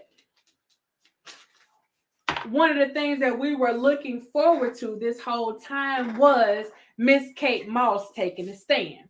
So one of the things that happened, just like the situation that we have in here, we had somebody that lied. So Amber lied and said that Johnny either threw or kicked Kate Moss down a flight of stairs. She said this in court. She said it in the UK trial. Like, she's put this stuff out here. Nobody's saying it but her. So whenever she made the comment, whenever she was on the stand, that's why you saw Johnny's attorneys fist bumping each other, giving each other pounds. Like, yeah, she said Kate Moss' name. So finally, we can bring Kate Moss in here. Now we can get Kate Moss to testify. So that basically let me know that they had already spoken to her and said, look, if we need you for this, like if your name comes up, are you willing to come out and say something? So Kate Moss came on. Okay, y'all, Kate Moss was not up there for 6 minutes. Like, we had this big to do. Everybody's ready for her to come out. Like, we're waiting. We are waiting for this thing. And hold up.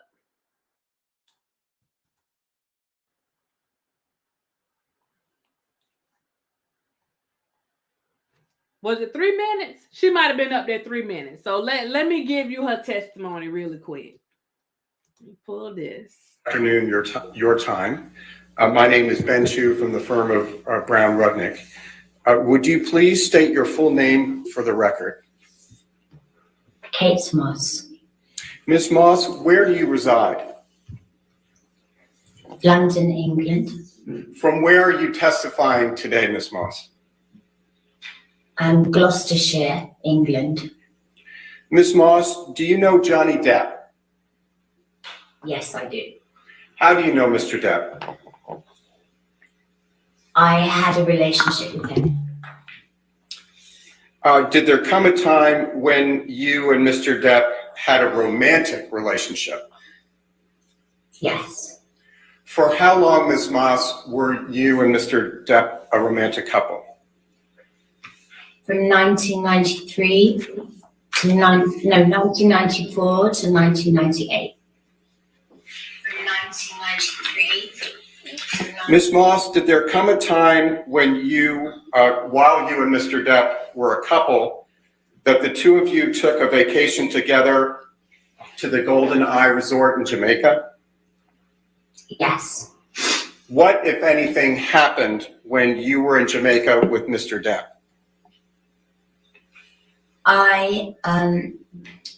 We were leaving the room, and Johnny left the room before I did, and there had been a rainstorm, and as I left the room, I slid down the stairs, and I hurt my back. How did you... And I apologize, Ms. Moss. Please continue. And I screamed because I was because I didn't know what had happened to me, and I was in pain. And he came running back to help me and carried me to my room and got me medical attention. Did Mr. Depp push you in any way down the stairs? No. During the course of your relationship, did he ever push you down any stairs? No, he never pushed me, kicked me, or threw me down any stairs. Ms. Moss, have you ever before today testified in any kind of court proceeding? No, I have never. Why did you decide to testify today? Objection, Your Honor. All right. That's beyond the scope of what we just talked about. All right. I'll sustain the objection. Thank you, Ms. Moss. We have nothing further at this time. We greatly appreciate your taking the time to testify. All right. Any cross-examination? No, Your Honor. All right. You're free to go. Thank you, Ms. Moss. Thank you very much. Thank you very much. Thank you. And that was that on that. So, the lie that she had put out there about Kate Moss, this was in reference to her and Johnny allegedly having some kind of situation on the stairs and saying that he hit her sister and she hit him and he was going to push her sister down the stairs or whatever. Her sister, when she testified, the sister said he hit Amber several times. It was just a lot. So she put this stuff up there about Kate Moss. So Kate Moss was able to come in because, like I said, she made this comment in the UK trial as well as this trial here. So they were able to put her up on the stand to show that she lied. Like, just, she lied. So this was one of the things that they had that I wanted to put up here. And y'all, these notes are like from days old, so I'm trying to put everything in here.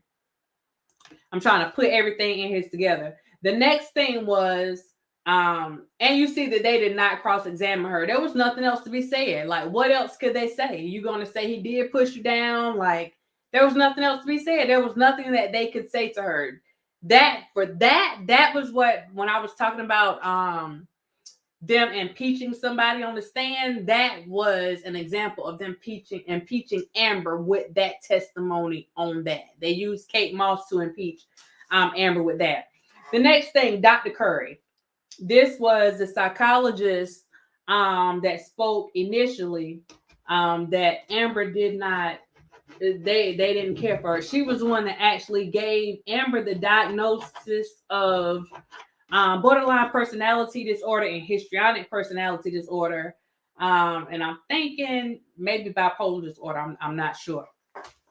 But she did not give her a diagnosis of PTSD, post-traumatic stress disorder. This was not a diagnosis. She absolutely said that she did not have that diagnosis. She did not find that in her testing. So she came back as a rebuttal witness to basically rebut the things that Dr. Hughes had said, which was the psychologist. Was she a psychologist? Psychiatrist. The psychologist that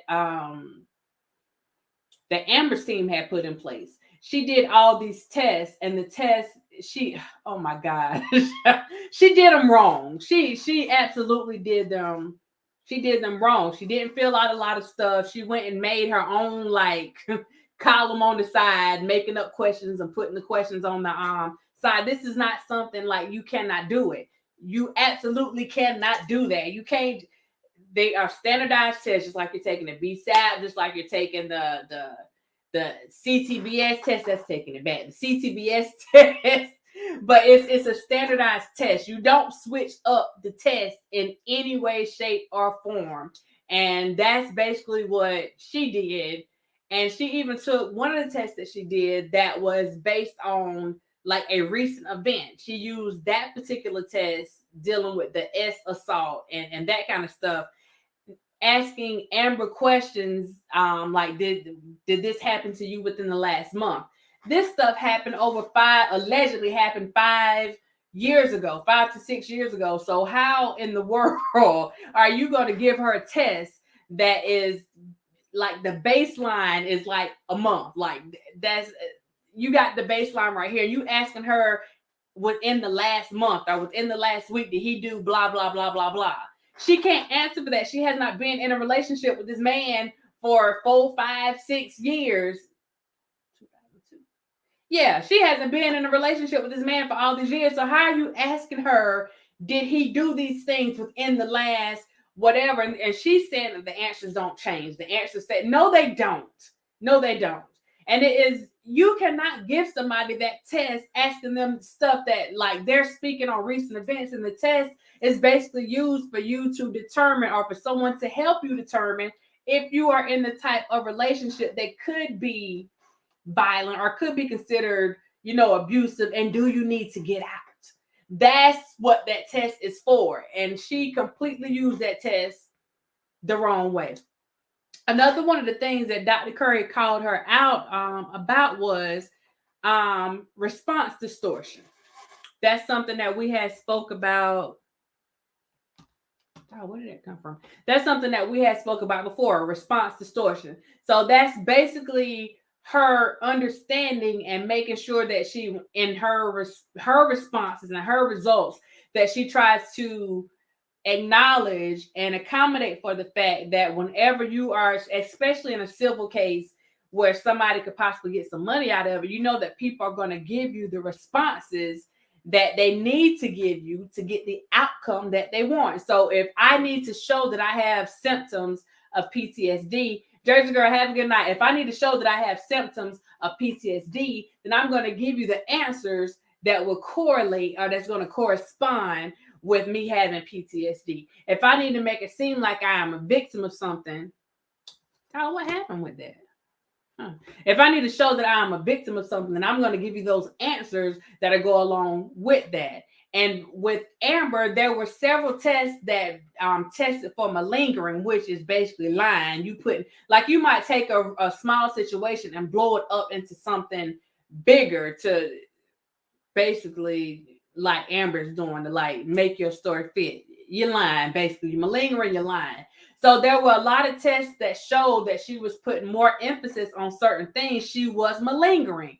And the Dr. Hughes just basically overlooked all that when in actuality, one of the tests, her malingering level was so high that it was abnormal. Like she was off the scale with her malingering. You just straight lying. And so when they had tests where, there were some of the tests, okay, Dr. Hughes gave Amber, whenever she did the test, she gave her some of the checklist.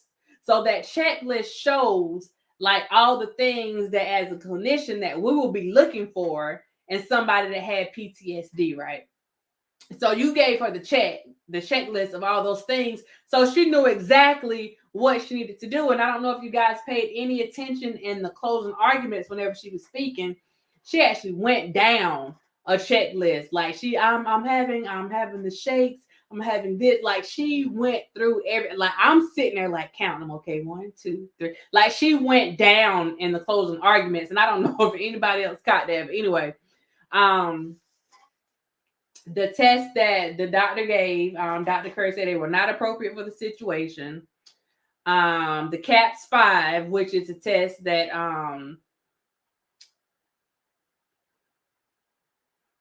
that they were calling a gold standard test, that wasn't administered appropriately. She said she did 11 tests. I didn't write all of them down. I got a CAPS-5, the PCL-5, personality test.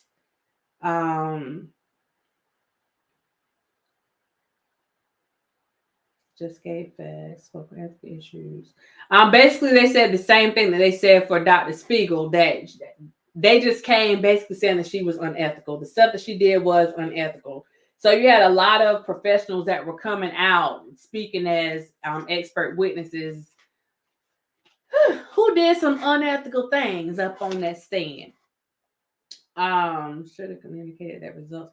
Dr. Curry said that Dr. Hughes should have communicated that the results were limited, and that exaggeration was a possibility when answering some of those tests. She should have let the jury know that off the rip, so that they wouldn't just automatically hear the results and be like, oh, well, she got all this going on. You need to let them know. You got to be transparent. We talked about that earlier. You got to be transparent in your results. But of course, these people are getting paid, and the attorneys pick the people. Like, they go through different professionals. So if they don't think, like, a professional may say, well, I can't give you the results that you want me to give you, they're not hiring that person. They're only going to hire the people that are going to give them the results that they need for court. So if you're going like Dr. Curry, they would never hire her because she's saying that Amber has a personality disorder. So no, she's not going to be the person that they hire, because that's not what they need for court. Now, if it turned around and there was another situation where she needed to say that she had a personality disorder, then they will be using Dr. Curry's results and all that stuff in court. Okay. With the response distortion. Basically, they were saying that in the test, she either exaggerated her answers whenever she thought they needed to be exaggerated, or she minimized her answers to make it seem like she didn't have any issues. So she tried to minimize the issues that she had in the test. And this is the thing, a lot of people said that she reads a lot, and I can listen to her vocabulary and tell that she reads a lot. And they said that she read, I remember one of her friends said that she read like a lot of psychology books. She absolutely reads a lot of psychology books. I can tell. But she like did enough so that she could try to understand those tests. So when you had a test that you have one test that has like, you can pretty much tell where the questions are going, like how you're supposed to answer. But then you have another test that's making sure they asking you questions that are completely off the wall, and you don't know how to answer the questions because you don't know what they're looking for. And that particular test, she did not score well because she didn't know what the expectation of the test was. So, the test indicators on that particular test showed that she had high indicators for manipulation. That is no surprise. High elevations, that there was an intentional effort to minimize any appearance of having problems. She tried to present herself as being perfect, no problems, no personality issues. The atypical response scale. This judges whether or not a person is exaggerating their PTSD symptoms. This is what I was telling y'all about.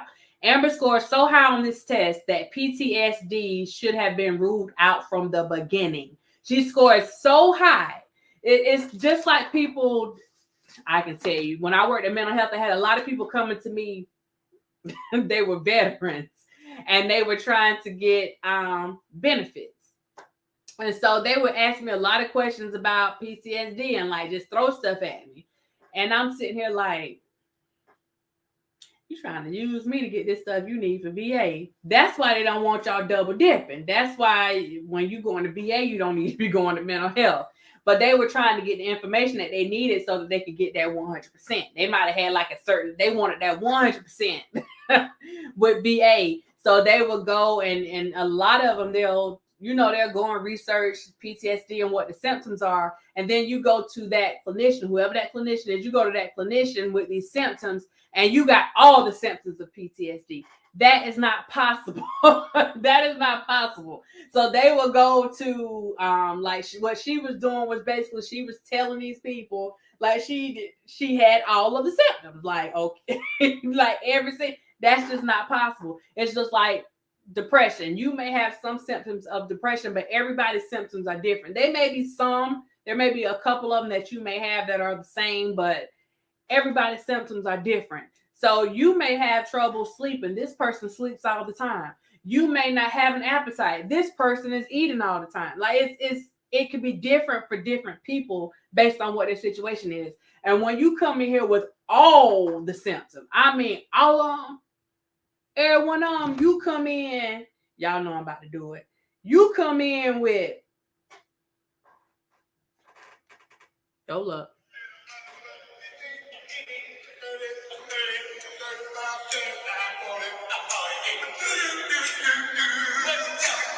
You come in with all of them. You come in with all the symptoms, like 50 symptoms. It's not that many. But you come in with all of them, we got a problem. And that's something that Dr. Kerr was trying to show people. Like Dr. Hughes knew better. She knew that Amber was making this stuff up and she still went. And I mean, it sounded a lot of stuff. It's like she mixed the truth with some exaggerations. You know what I'm saying? So it's hard to say, okay, you're not saying that, you didn't do this right, or it's hard to say that she's lying because there was some truth in what she said, but you still like just overlook the fact that you knew that she was malingering. And then some of the stuff that she did, she didn't ask the questions because she didn't want to identify the malingering. So that was another thing. Let's see. She did 2 separate tests when she was trying to evaluate her trauma level. There should have been a separate test for the trauma that she said that she went through as a child versus the trauma that she was claiming that she had to deal with Johnny Depp. Doc went and did the one for Johnny Depp and the stuff for the child. She just went and wrote something on the side. That's not how this works. It's a standardized test. You can't just go writing notes on the side and just making up your own questions. That's what she was wrong at. So for you to say that she has trauma that is directly the result of, let me not use that word, abuse that she said she dealt with from Johnny. Like you had nothing to show that. She did have symptoms of childhood trauma, but she didn't have anything that actually like went along with what supposedly happened to her and Johnny Depp. But because Dr. Hughes went and put this stuff together, she made it look like it was all one and the same. No, it wasn't. It should have been 2 separate tests. So, okay, you have that. What the test showed, OMG.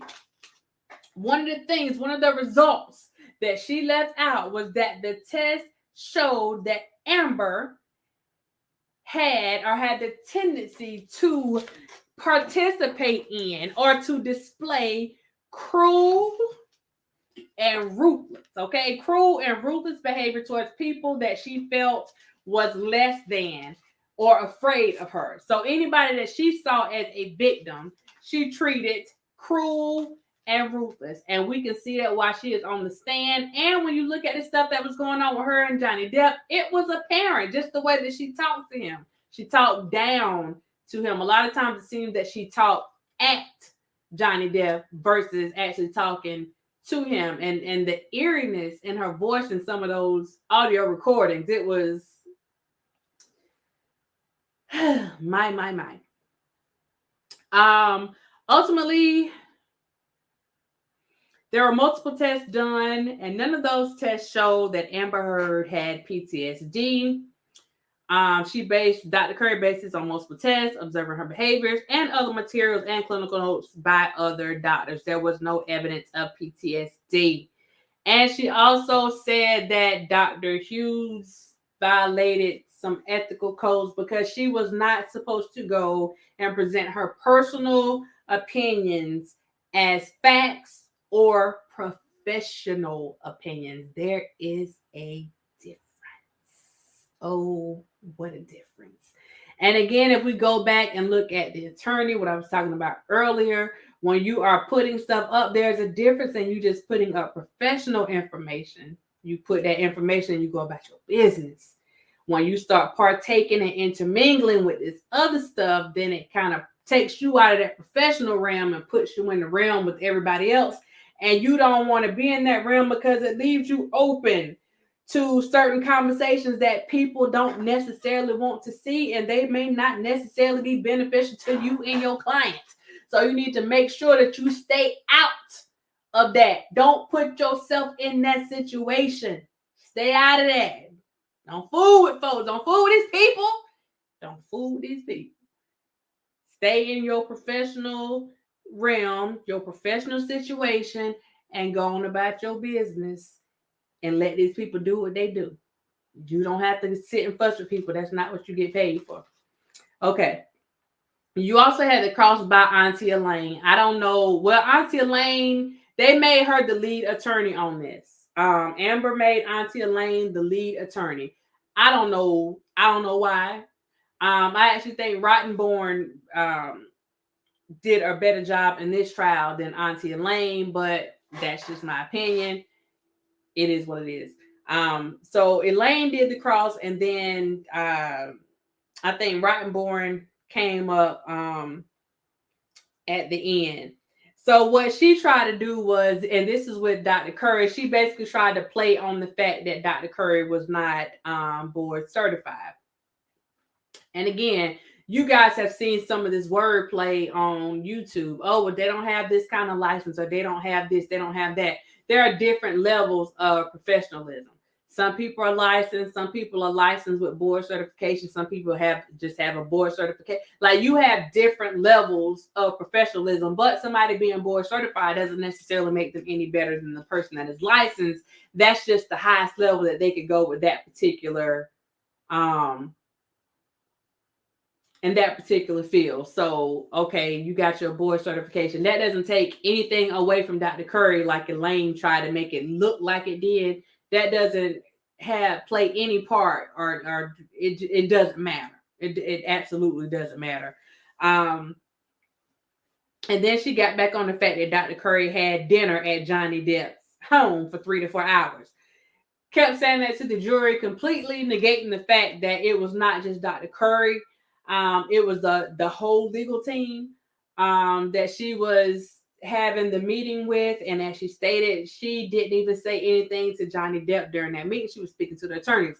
But this goes to the wordplay and what is done in front of the jurors, because ultimately they're going to try to, whatever they can get in without the judge coming after them, or without the other attorney objecting and that objection being sustained, they're going to try to get it in. It's fair game. So she put that out there. Thankfully, she didn't go back talking about those muffins, because that would have been a whole other conversation again. Even with that, Curry remained relaxed. She didn't go and raise her voice. It was okay. Okay, chuck it a little bit. Okay. Like, this what we doing? Okay.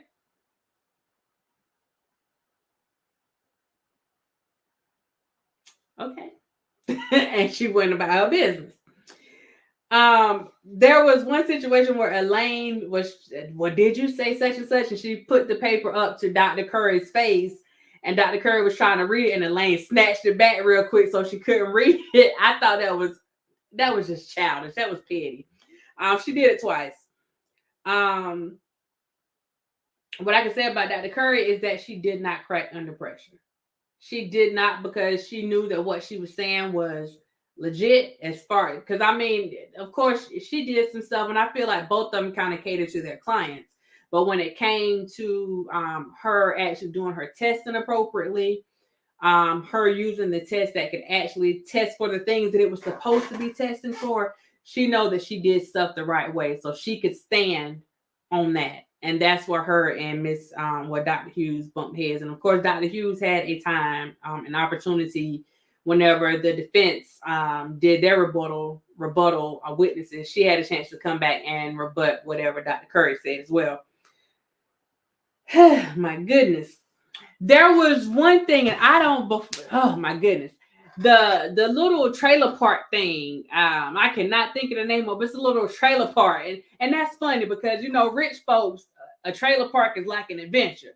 For some of us that grew up in the trailer park, a trailer park is just that. It's a trailer park.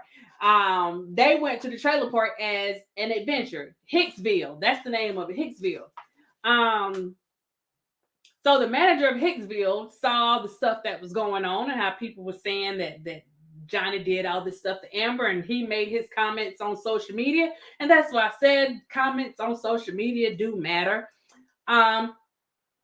He was called on the stand just to testify and give his spiel, and they came after him as well.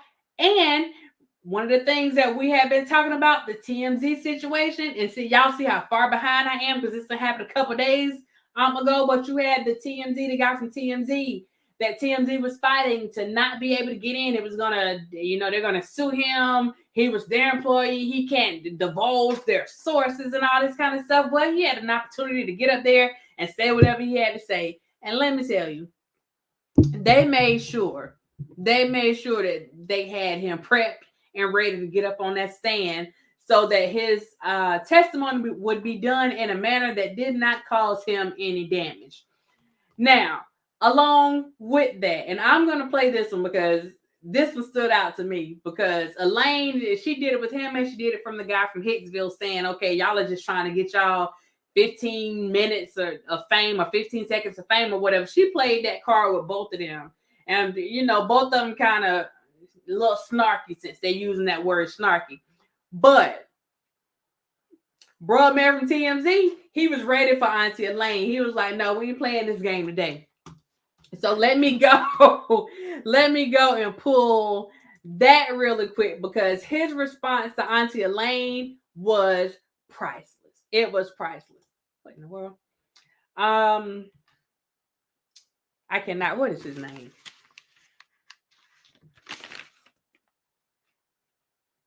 Morgan Tremaine. That's his name. Morgan. This was the former worker for TMZ. He was a person that basically dispatched the paparazzi to wherever they needed to go. I'm going to let this one play. Let me see. It's not that long. Yeah, I'm going to let this one,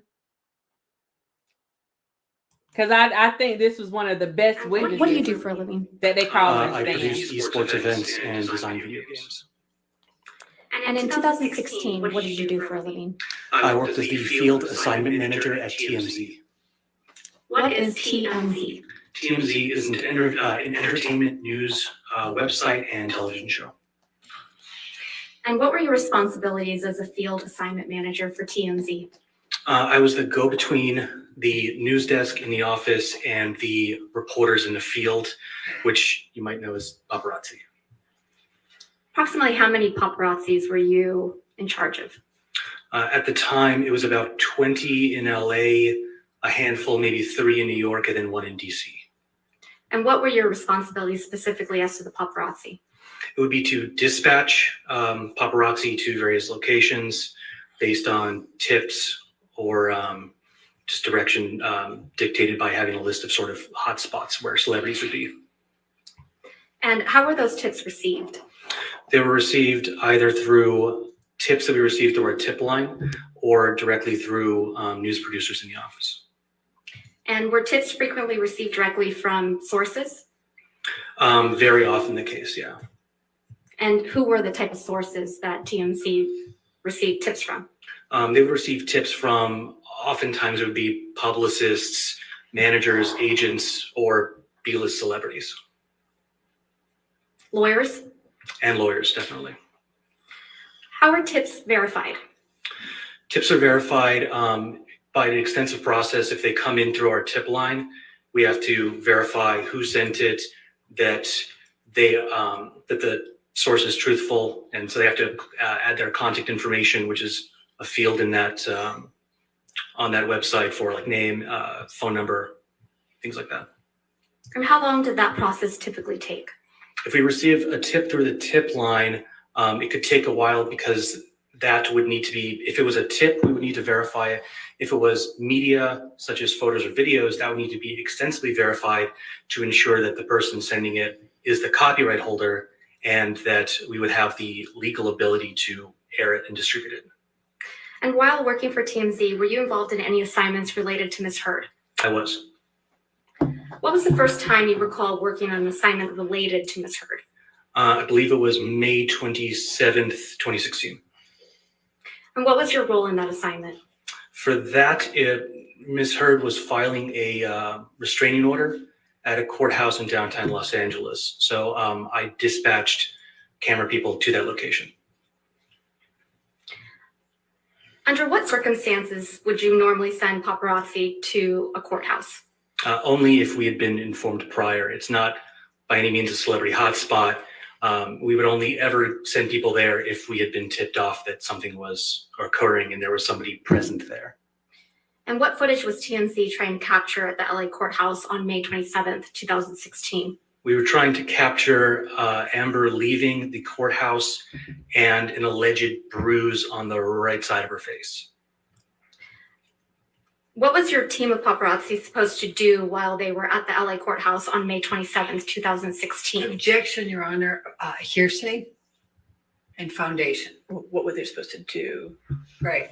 She's asking for, I don't think there's a foundation. I'll overrule the objection at this point. Go ahead, Mr. Tremaine. Can you state the question again? What was your team of paparazzi supposed to do while they were at the Los Angeles courthouse on May 27th, 2016? Their objective was to capture her leaving the courthouse, and then she was going to sort of stop and turn towards the camera to display the bruise on the right side of her face, the alleged bruise. Did your team of videographers get the shot of Amber Heard? We did. What is the difference between receiving a tip from a news producer and any other source? If it's any other source, it would have to be verified by copyright. If it was anything that was received directly through a news producer, then they go through that process to verify the source. Did you do anything to verify the tip on May 27th, 2016 related to Amber Heard? I did not, Why not? because it had come directly from a news producer. Does that mean it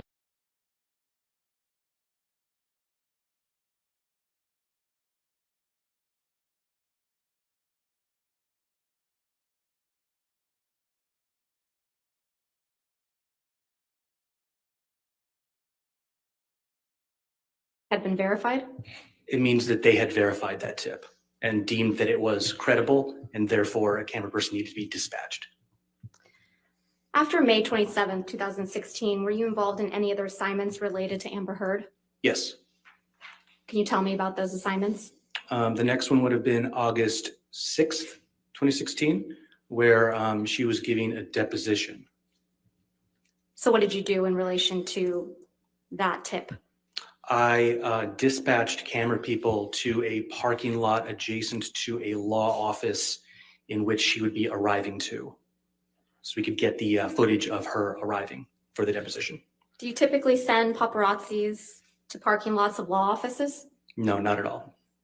Did you get the shot of Ms. Heard on August 6, 2016? We did. After August 6, 2016, were you involved in any other stories involving Ms. Heard? Yes, I was. And what story was that?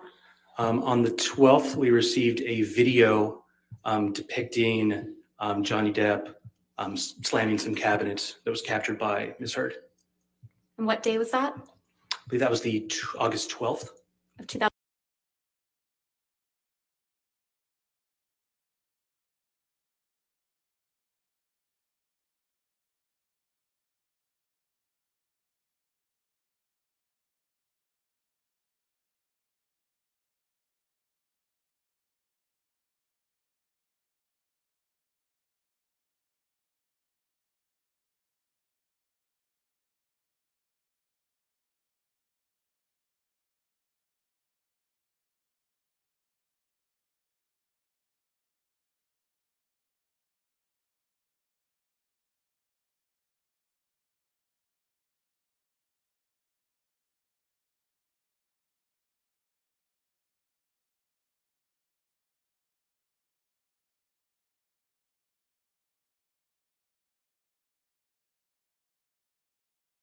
2016? Of 2016, yes.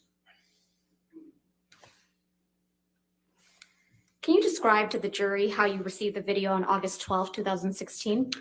Yes, the video was sent in through our email tip line, which is an email distribution that goes to all the producers and to myself as Slow-mo. I just had a slow moment. See, I'm still on that mute thing with Bonjean. Sorry about that. I had turned my mic off again so that you guys wouldn't get echo. Thank you, Sipping with Dimples.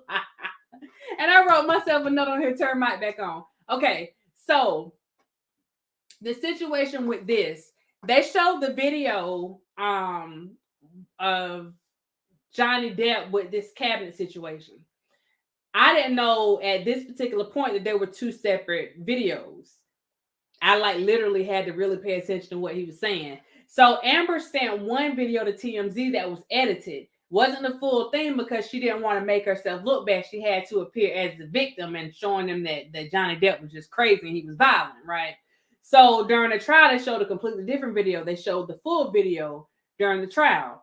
So when I saw the video, recently, I saw the video, I'm expecting something completely different. I'm expecting him to be beating on the cameras, the cabinets with a bat, like he just tearing the cabinets down. And then when I see the video, I'm like, wait a minute, is this the video that we're talking about? Like, this is it?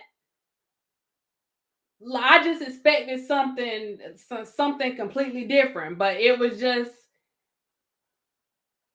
I don't know. Let me just let this play, and then I go back and I'll play that video. as the field assignment manager because it often included celebrity locations. It came in as I recall, Objection, hearsay. He's just describing how it came in. I think he's about to reveal hearsay, Your Honor. I'll overrule for now. We'll see where it goes. Please continue. So I received that email and it included a link from some unknown Dropbox type public website in which it contained that Objection, video. Your Honor, hearsay. He's about to describe what comes from the Dropbox website, and that's. So far, he just said was a link from a Dropbox. We'll see the next question. Go ahead, next question. So you received a link. What was in that link? In that link was the video of Johnny Depp smashing the cabinets. And you received this video in your inbox, correct? I did. What did you do once you received that video? We downloaded it. We alerted the web editor who was sitting next to me at the time. We downloaded it and then were instructed by the news producer to do what we call slap bumpers and a bug on it, which is putting the dun dun dun at the beginning end, and then putting a translucent watermark over it, which indicates copyright ownership. After you did that, was it posted? It was posted, yes. Where was it posted? It was posted to tmz.com.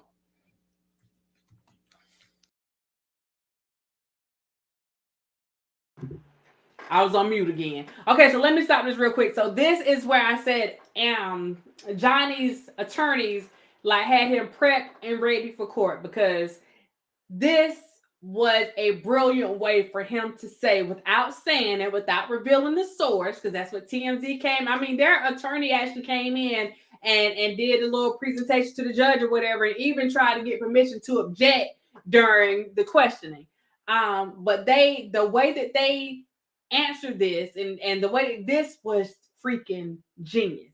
And this keeps him out of any legal trouble. And he was still able to put it out there without saying it. This 15-minute thing that he getting ready to speak on, this is the thing that once again impeached Amber on the stand and showed that she was lying about leaking this video and other stuff, because he speaks on other things that they had them show up to.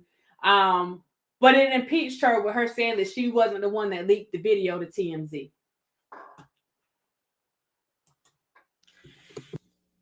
Did you do anything else related to Amber Heard on August 12, 2016? Yes, I received a tip that Amber Heard would be arriving at LAX. And so I dispatched camera people to film that exit, or her arrival to LAX rather. And why did you do that? I was instructed to. How long does it take to post a story after media's been received by TMZ? After media has been received, it could take any length of time depending on who owns the copyright.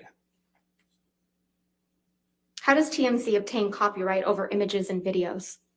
The only way to obtain copyright over media would be if we shot it ourselves, if it was sent to the tip line, source verified that it was from the original copyright owner, and then either purchased from that person or given to us. And then the third option would be if it was directly given to us by the copyright holder, like a direct source. And how long does it take to copyright something TMZ has received through the tip line? It can take a while because you have to extensively verify that that person owns the copyright. And then possibly, it depends also if you can even get in contact with the person because they might not be super responsive immediately via phone or email that they provided. And then potentially you'd have to enter a negotiation with our clips and clearances department to figure out the cost of that media. How long does it take for TMZ to obtain a copyright over something received directly from a source? Something in the realm of 15 minutes just to do what I described before, which is putting bumpers and a bug on something and write the article and post it. It's pretty fast. How much time had passed from the time you received the kitchen cabinet video to the time it was posted on TMZ? About 15 minutes. Did any other tabloids other than TMZ post this video? Objection No, they- leading and calls for hearsay. Did any other tabloids? Overruled. Mr. Tremaine, go ahead. No, they did not, And why not? because it was a TMZ exclusive. And what does that mean? It means the TMZ owns the copyright to it. So it can't be distributed by any other media source without backlinking to TMZ, and they wouldn't be able to upload that media without getting a copyright strike. Have you seen the kitchen cabinet video that was played in this trial? I have, yes. How does that video that was played in this trial compare to the one you received on August 12, 2016? When I had clicked the direct link that we received and watched the video in its entirety, it was much shorter than the video we had received, than the video that's been played in this trial. There was a bit at the beginning that was played here in which Ms. Heard is seemingly sort of setting up the camera and getting into position. And then there's a bit at the end where she's seemingly snickering and looks at the camera. That part was not present in what we received. Did TMZ edit the video? No, not even a little. When we receive something and it's edited, there's a clear indicator because there's sort of a journalistic practice that uses when there's an edit, you do what's called like a white flash transition, which covers the entire screen with white to very clearly indicate to everybody there was an edit here for time or whatever, just to make it a little more compelling. But in this case, it was not edited as I was staring at the machine that edited it and present for the entirety of receipt to publishing. When was the next time you worked on an assignment related to Amber Heard? It was, well, there was the time where we went to the airport. And then the day after that, because she had flown in for the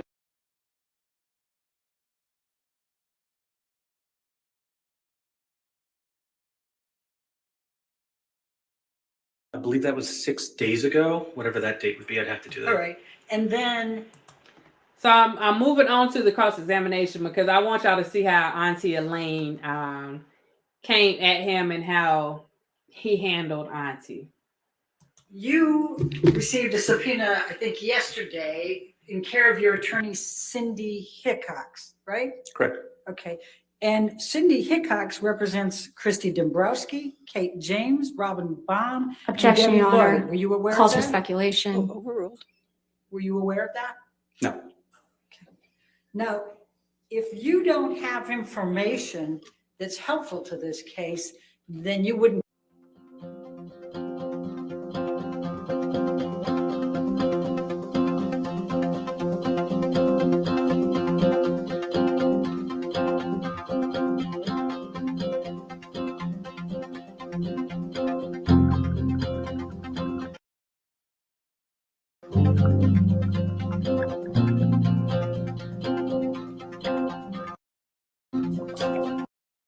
Kind of Do you complicated question. know whether 27? Objection. Call That Mr. Depp's attorneys were well aware of the TRO that was going to be presented on May 27th? Objection, calls for speculation. Were you aware of that? Lack of foundation. Overruled if you can answer it. Can you restate the question? Were you aware that Mr. Depp's divorce attorneys were aware that Amber Heard was going in to seek a TRO on May 27th? I don't think I understand the question. I don't think so, no. Okay. It's kind of a Do you complicated question. know whether Blair Burke, one of Mr. Depp's divorce attorneys, had a very close relationship with TMZ at that time? Objection, calls for speculation. Overruled. If he knows. I was not aware of that. Okay, and when you said that you were dispatched twice, once to film Amber in a parking lot for the deposition, and then it didn't work out, and so you had to do it another time. How did you know it didn't work out? Because TMZ.com posted an article saying as much. Okay. And do you I was know- not dispatched. Do you know I worked in the office. why the deposition did not work out? I'd have to reference the article, I forget. So do you know? I didn't write that story. I wasn't involved in the Do actual you know journalism of that. which side? Do you know which side would have known or not known whether that deposition was going to work out? In other words, the people representing Mr. Depp or the people representing Ms. Heard? I wouldn't know. Okay. And then the video clip, you don't know who provided that, correct? Correct. Okay. Not testifying to I that. have no further. All right, redirect. Okay, I'm sorry. I don't know if you guys heard that funky music that came from out of nowhere, like it was, and it completely went over the part where he like got with Elaine. That was weird. Oh my God, that was weird. Let me see if I can find another one. That was, did y'all hear it? Was it just me? that was weird.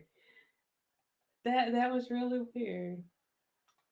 Okay, let me For his camp. I did not. Nothing further, Your Honor. Cross-examination. Yes. So how do you know what video was shown at this trial?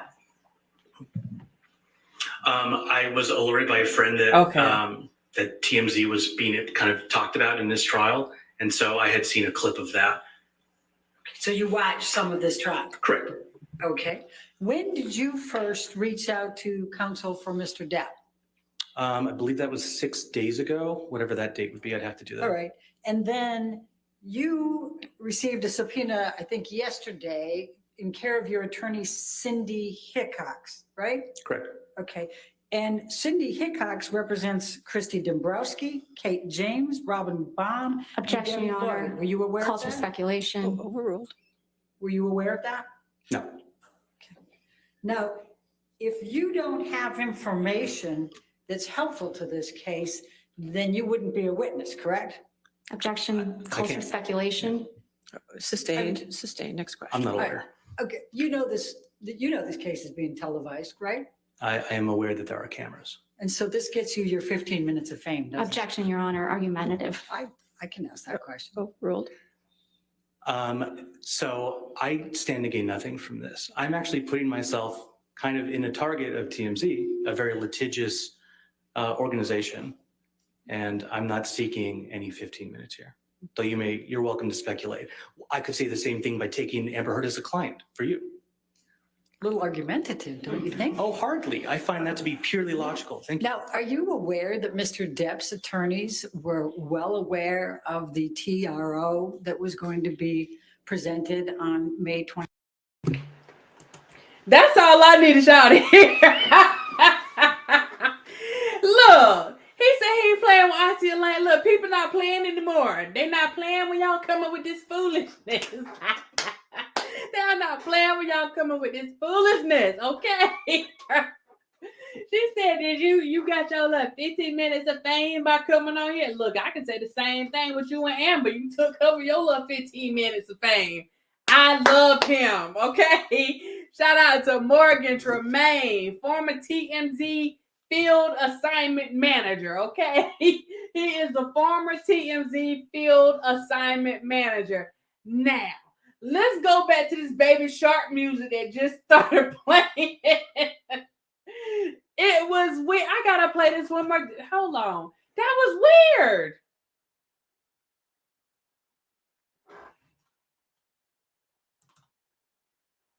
That was weird, y'all. I guess that's my cue. that was weird. I have been watching Law and Crime Network for like ever since this trial started, and I have never seen anything like that on their channel. So that was weird. That was weird. Is she suggesting Johnny leak this video on himself, but Amber recorded it on her? AR, that's the thing. See, they think people are crazy. Everything that the media got, they can sit here and they can try to spin it however they want to spin it, but ultimately, who has access to your video? She's saying that she didn't leak it because she was on the plane. Are we going to act like people can't use the internet on the plane? We're not going to do that. Definitely. Then she said that she didn't know how to leak it, but then she turned around and another comment and said, well, if I wanted to leak something, I would have done more than this, but I thought you said you didn't know how to leak. That's what they came back. That was basically their rebuttal on that whenever she said that. So it's just been a lot.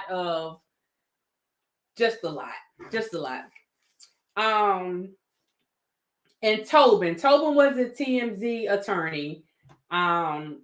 That came up, said he wanted to protect their First Amendment right between reporter and sources.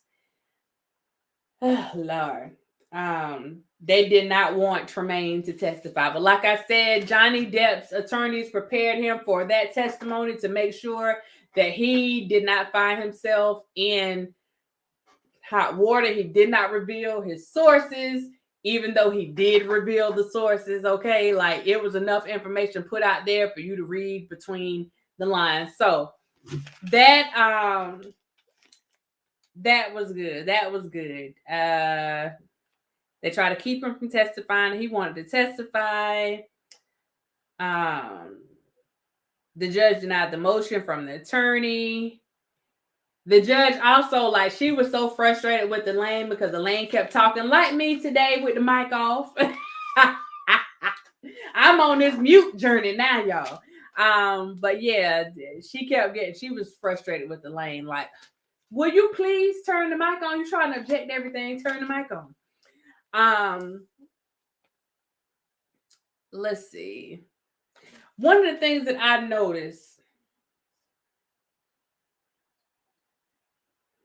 One of the things that I noticed with the attorneys on Johnny Depp's team, their lead attorney, I think his name is it Ben Chu? He's like really supportive of his team. You see, he's like affectionate with everybody, whether it's Johnny, whether it's Camille, whether it's other, like he was giving everybody pats on the back and like shaking their hand, like they're hugging and all this stuff. And that makes a difference whenever you're working with people, for them to know that they are appreciated. Like you could just tell, like they formed some type of bond, like there's some real camaraderie there between them, and I can appreciate that, Lord. Because I tell you what, child, some of these folks that you have to work with, Jesus be offense. This be offense.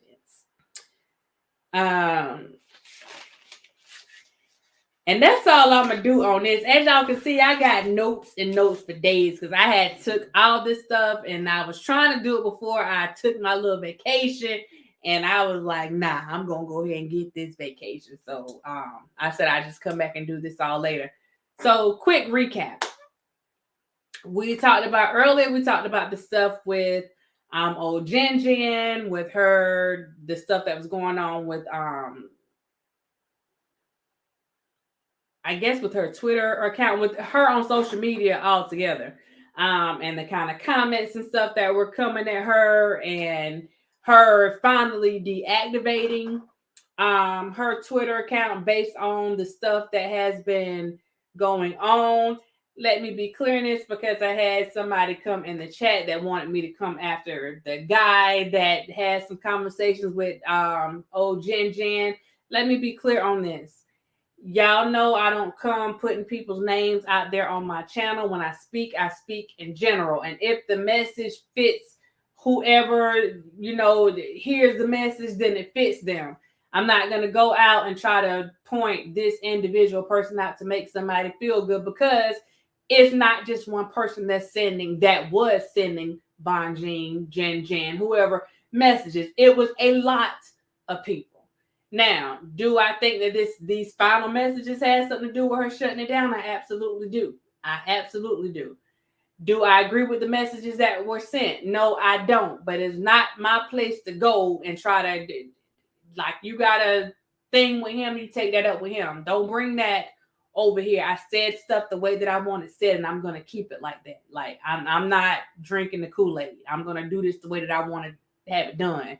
The same way people do stuff on their channels the way that they want to do it. So I still feel to this day that she should not get involved with people on social media.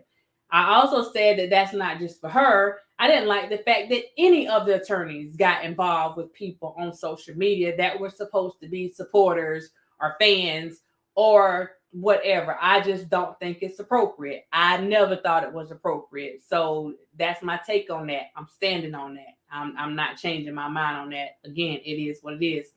Hopefully this will be a learning lesson for her, as it was a learning lesson for the other attorneys. Unfortunately, they're not, or fortunately, whichever way you look at it, they're not there anymore for it to even matter to them. But hopefully it will be a learning experience, and she will learn to stay away. She will stay away from all of that and just handle the business that she is being paid to handle.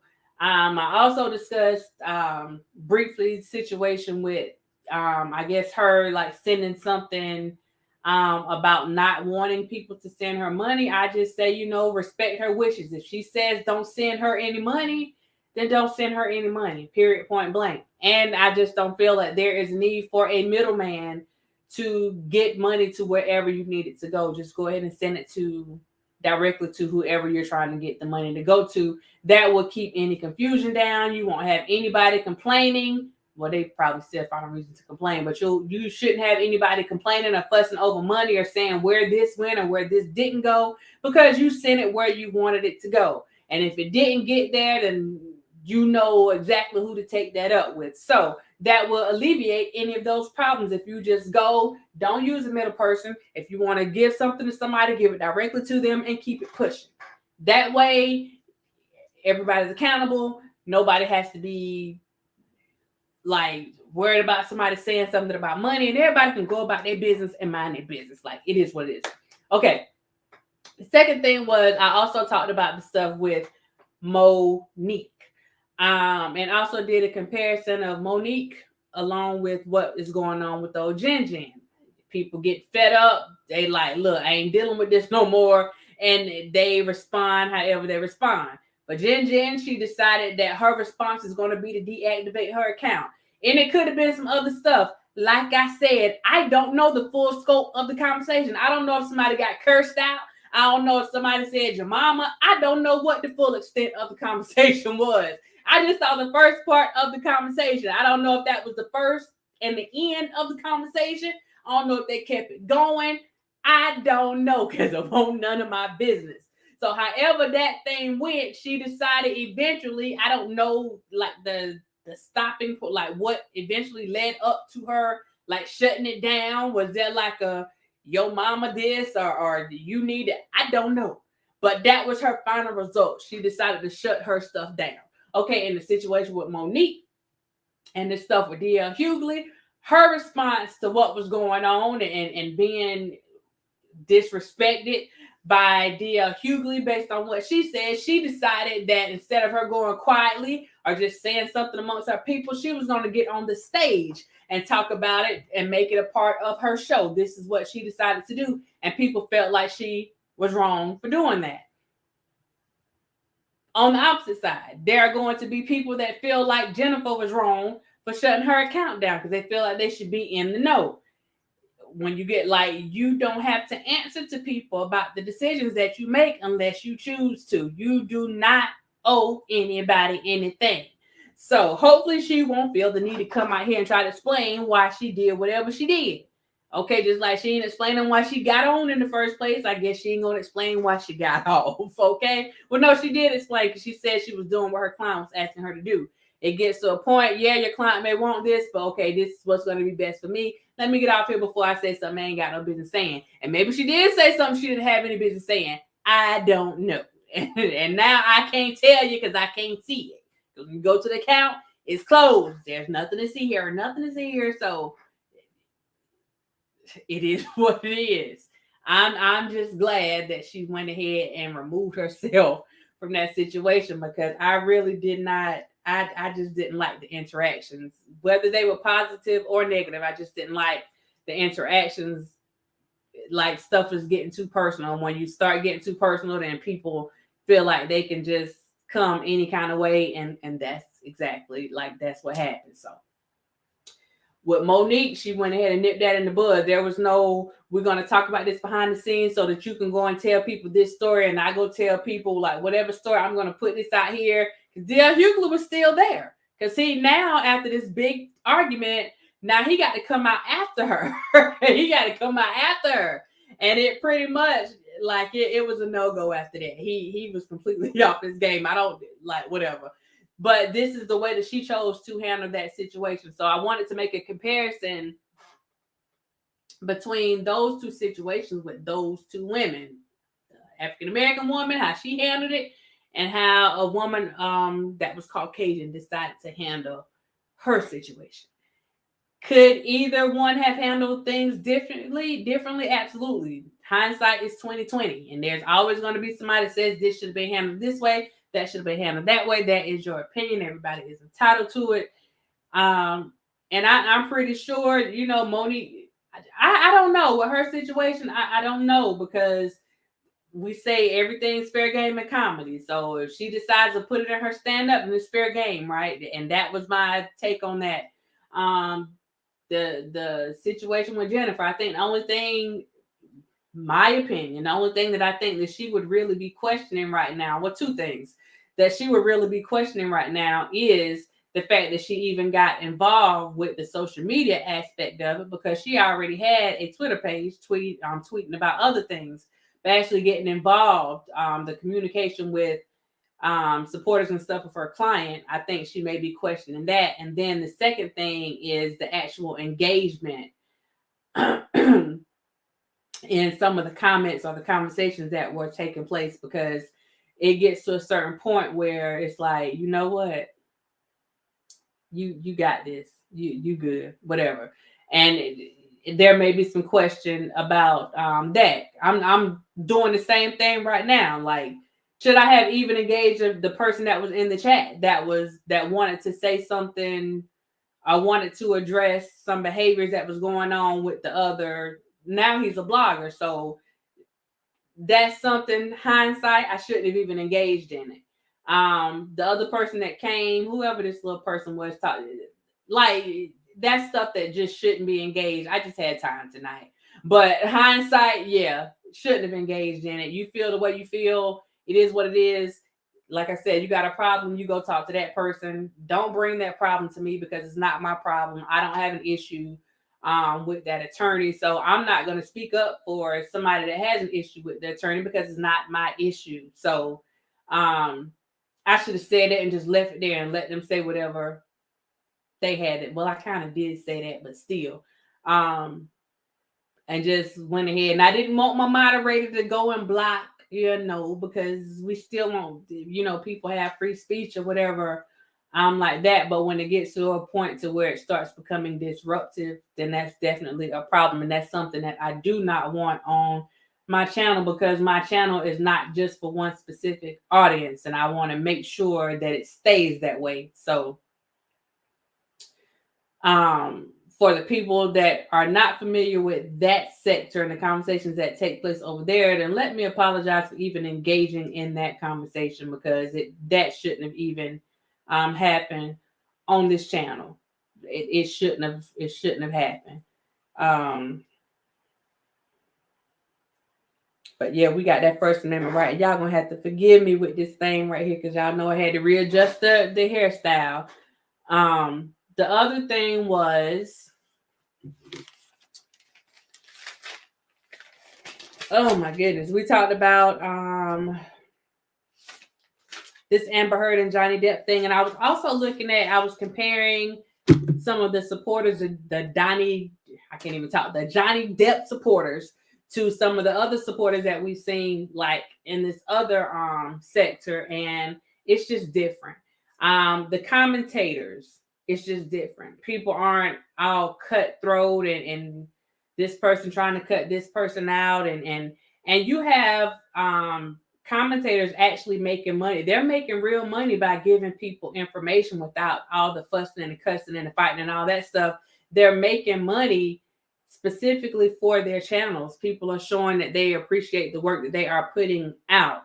So nobody can say, like, you just don't have, I can't explain it. Look, like, if you want to donate to this channel, then donate to this channel for the work that we're putting out. That's basically how it's out there, and nobody can really complain, even though some people have complained. Why? I give you an example. Some of the people that aren't familiar, they're new to this, and that's why you always, when somebody's new coming in, because they tend to change up things, which is what we saw a little bit of tonight. But in their thing, you had people that were complaining that the commentators were addressing the super chats, and they didn't understand that with those super chats, especially when you have those bigger channels, those super chats are put on there so that it gets the commentators' attention. That's used to get their attention, to make sure that they read your comment. And people were complaining that the commentators were taking up time with the super chat. And it was like one or two, but you could tell that they were new to it. They didn't understand what that stuff was, but instead of just asking a question, they just started going off in the chats, like kind of like what we saw, like repetitive. And it's like, okay, at this point, you don't want it to be a distraction. You try not to block people, but okay, yeah, block. So it's different. Yes, people call Amber names, people call Johnny names. I mean, you still have some of that stuff going on, but as far as people like coming after each other, it's different. It's a lot different. You do have people that feel like they can, question this person on this and question that person on that, which you can. You're entitled to do whatever you want to do, but still at the same time, things are just done in a different way. But I will say this: I haven't seen one comment of people saying something about whether or not somebody was a real supporter. Okay. I think that is the most ridiculous thing that I have ever seen or heard in my life. What is the definition? Okay, are you a supporter? You're a supporter. You're a real supporter. I don't know what the difference is supposed to be, and what makes people think that they can determine whether or not somebody else is a real supporter, because you see this all the time. I've even heard it recently. Like, they don't really support this, or they're not real supporters of whatever. Just because people don't support the way that you feel that they should support, it's not your call to say, oh, they're a real supporter. They're not a real supporter. Like, it shouldn't be anybody's concern at all. T-Ronna, how you doing? It shouldn't be anybody's concern at the end of the day. If whatever you're supporting, if whoever that is or whoever they are, if they're not doing something to harm you, bring any harm to you, or you don't see where they're bringing harm to whatever that cause is, and then why even address it? Like, what's the thing? That it sounds childish. I mean, it is childish. It's childish. I don't. Again, this is why so many people have backed away, and you have like a whole new group of people coming in with a lot of this, because people are just tired of the foolishness. I mean, we are all adults, and this is my rant at the end of this. We are all adults, and we should behave ourselves accordingly.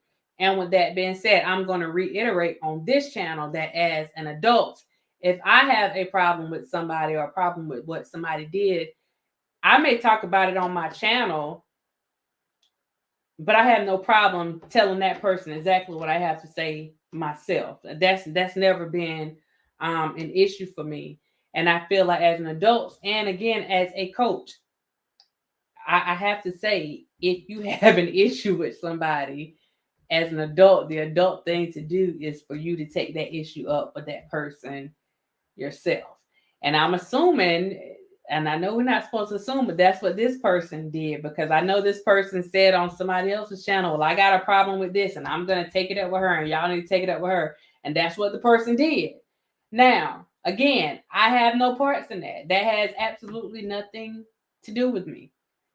Because at the end of the day, again, their thoughts are not my thoughts. My thoughts are not their thoughts. So I wouldn't expect them to be accountable for anything that I said, the same way that I wouldn't expect, or I'm not going to be accountable for anything that somebody else says. So that's my little rant on that. So I just came back. I've been on vacation. I got one more day. Tomorrow's my last vacation day, and I'm heading back to work on Thursday. 2 days. I'm heading back. Well, I'm working from home, but I'm gonna be working on Thursday. And we're gonna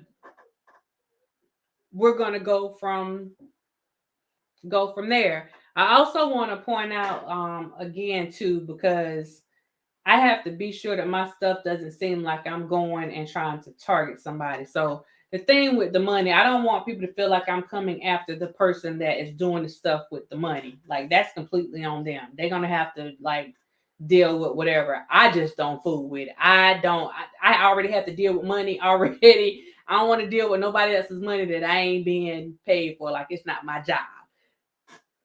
I don't fool with people money. Like that. That's just it. I think what I said about that before, like I said, just make the best decision that is right for you.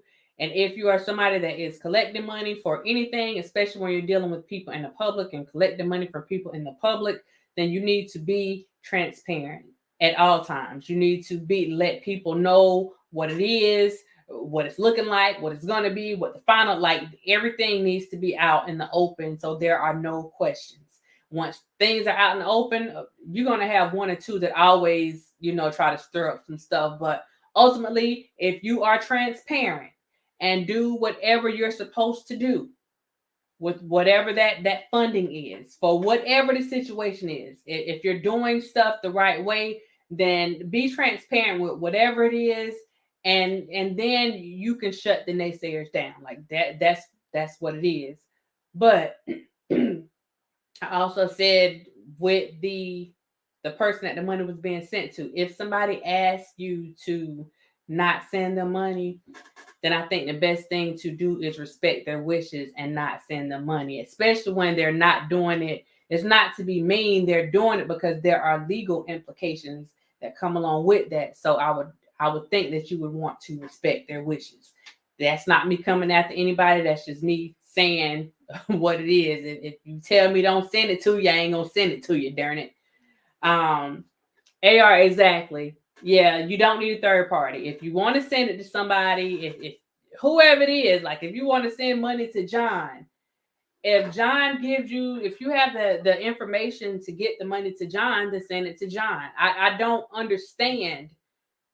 I guess it's another rant, and this has nothing to do with anybody that's collecting money. This is just me. I never understood in the midst of all this. I mean, if you just want to donate money to this, that's fine, but you have direct access to get it to the person. You have direct access to get it to the person, so there's no need for you to try to get it to somebody else. Like, just send it to them. Whoever that is, just send it to them. And you just go from there. Just send it to them. And keep it pushing. You don't have to do the extra. You don't have to do the extra. Just send it to them. I agree. Doing the most. Doing the most. Doing too much. Doing too much. And that's,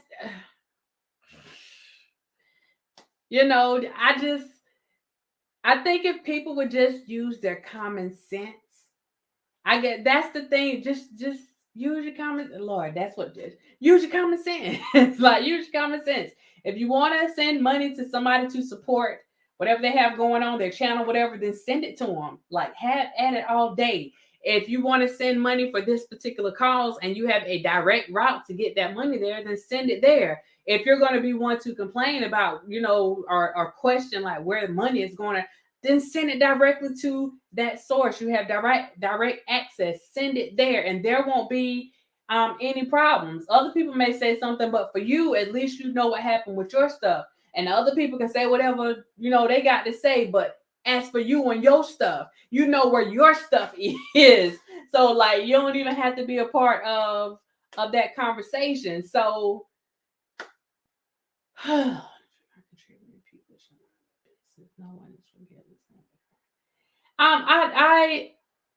gonna agree with that, because at the end of the day, there is a lot of selfishness that comes along with it. And again, if you're not saying stuff the way that people want stuff done, like they are bullies. Well, they attempt to be bullies if you let them bully you. And a lot of them, shoot, they bully him too. Like it's just a lot of bullying going on, like all the way around. And Lord have mercy. It's just a lot. It's just a lot. It's just a lot. But I agree. Just send your prayers up. I know people think their prayers don't matter. Listen, I take a prayer over somebody that's gonna flip on me any day. Like, give me the prayer. Keep your dollar and give me the prayer. If it's a genuine prayer, if it's a fervent prayer, then give me that prayer, and you keep that other buffale for yourself, because I can do without that. Just give me the prayer, and we'll keep it moving. All that other stuff, all that miscellaneous BS, like, you can keep that to yourself. And it just, just that's all I can say. Yeah, because Jesus, Joseph, and Mary.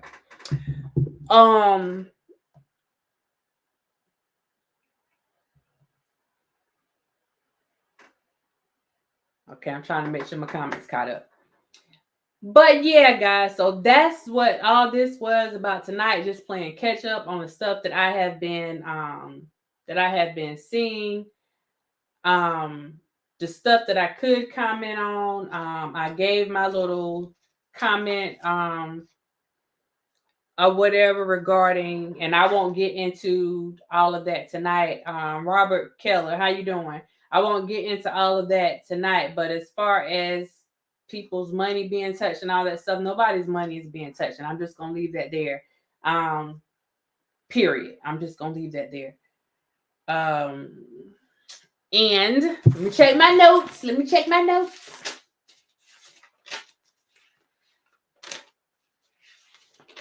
Y'all see it's 1:00 and I'm still up, so y'all know I'm on vacation, because I don't be fooling with this YouTube with no 1:00 no more. Them days long gone. Those days are long gone. We don't do that no more.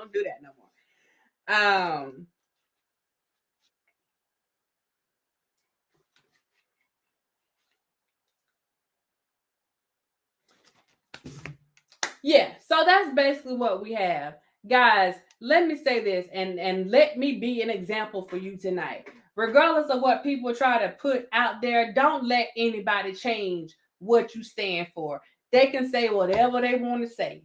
Do not let them change what you stand for. If they want to go and drink the Kool-Aid, then you let them drink the Kool-Aid, okay? But let them go about their business and do stuff the way that they want it done. Second thing, you don't have to go around fighting other people's battles. Okay? That's what I'm not doing it. I'm not doing it. And nobody has asked me to do it. Okay?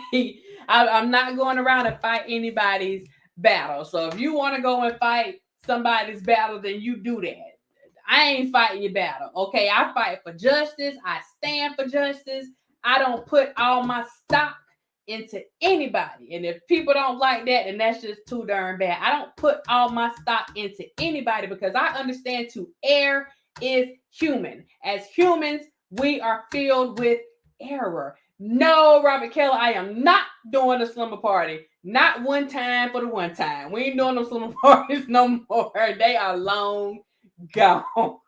They are long gone. That was some South Carolina days. That's long gone. And Josh, you right. People need to Lord have mercy. Jesus. I know that there are days where he just wished that he was not a celebrity. So he could have his own business without having everybody up in it. Child, we just were YouTubers and we wish people stay out of our business. I can only imagine what these celebrities be dealing with when they got everybody and their mama up in their business thinking that they know everything about them. Like everything. You know everything. I know all about you. Like they get a little piece of Lord, child. Don't get me started. That'd be a whole other rant on here. We ain't got time because we already 3 hours in. I got to get my butt off here.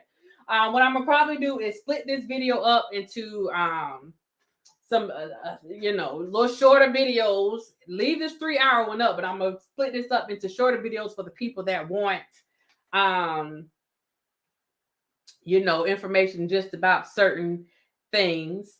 It is sad. It is sad. And it is what we do because we don't know how to act. We don't know how to act. And I say we. I ain't pointing nobody out individually because we know who we are. We ain't got to call no names for nobody. You know if you cutting up. If you don't know how to act, then include yourself in the number. You know what I'm saying? Like, we know who we are. Okay? And there's more than 1 or 2. That like we ain't just gonna point out one over here. No, it's a lot. And I'm gonna tell you how many it is. Give me a minute. Let me tell you how many it is. Let me tell you. Hold on. Let me tell you how many it is. Because it's a lot. It's a lot. Hold up.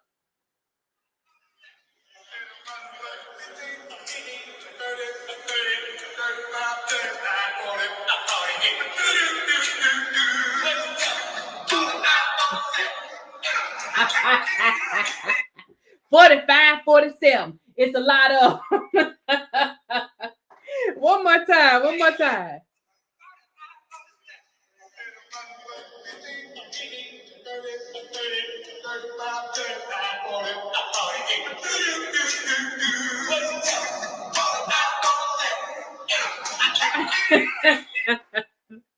Y'all, that's my junk. I'm sorry.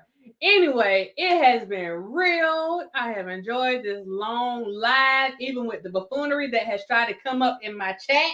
Let me tell y'all people one more again. I don't see that. Lord, I think I deleted 2 of them, child. The other one's still in here, I believe. Look, if you want the foolishness, keep it wherever you at. Like, keep it over there.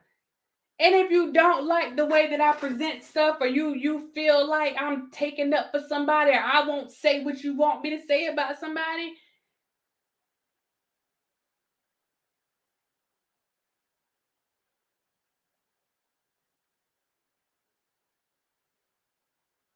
okay, now y'all screen this look like it's to the right, okay? This my left.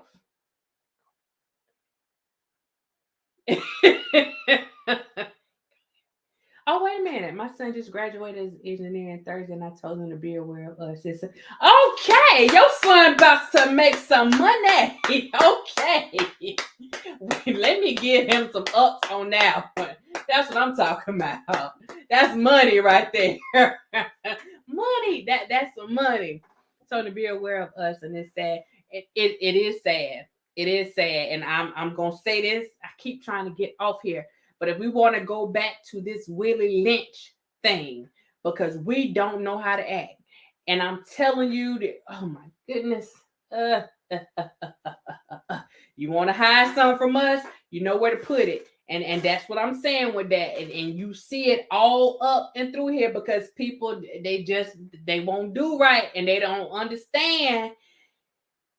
They don't understand, or they refuse to understand that you can't be switching up situations. And I'm telling y'all, they just got me. I'm sitting up here like, how did it work out? 1 minute they got me going to try to shoot somebody up. I done took a weapon hold on, let me make, because somebody might clip that. I done allegedly took right, Jocelyn, done took a whole weapon of mass destruction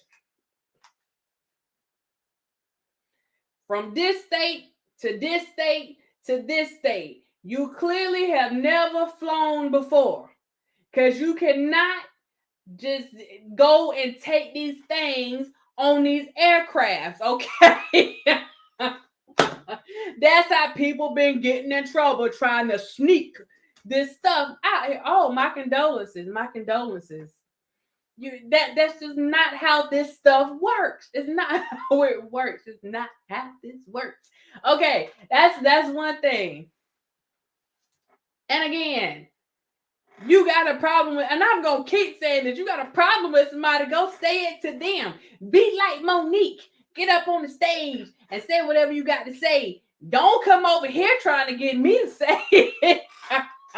Don't come over here and try to get me to say it, because you say that's my boy, and you know I got his phone number. So if I gotta tell him something, I'm gonna tell him whatever I got to say. I didn't hear the whole conversation. I didn't see the whole conversation.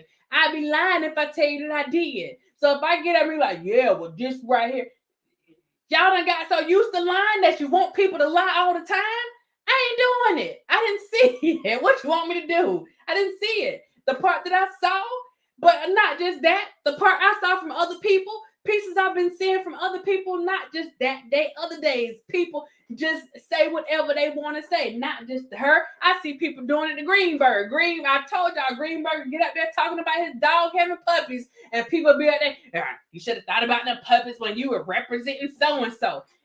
Let these people live. Let these darn people live. They got lives outside of this, and you should have a life outside of this. How about that? You should have a life outside of this. When it's all said and done, like, this should not be the very first thing that pops up on your mind when you wake up in the morning. And stop it. Stop it. Stop it. Lord, we got to act like we got some sense sometime. We got to act like we got some sense. So, if you got some issues, the same way that whenever stuff was going on and the other folks had stuff, like if I had something I had to speak to directly, I spoke directly, okay? And then I went about my business. And once I knew the message was given and received, then a lot of times I went ahead and I took it back down. Didn't delete it. I put it on private, because whatever I had to do was done.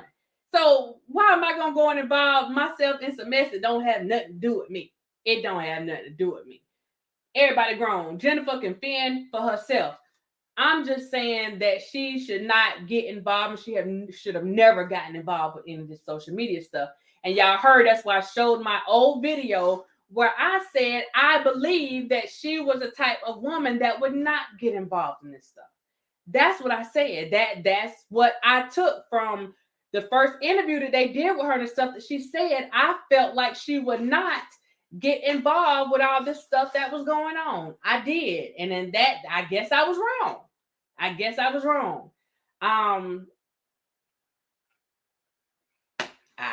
was wrong on that one. It is what it is. It is what it is. So, I mean, that's my thing.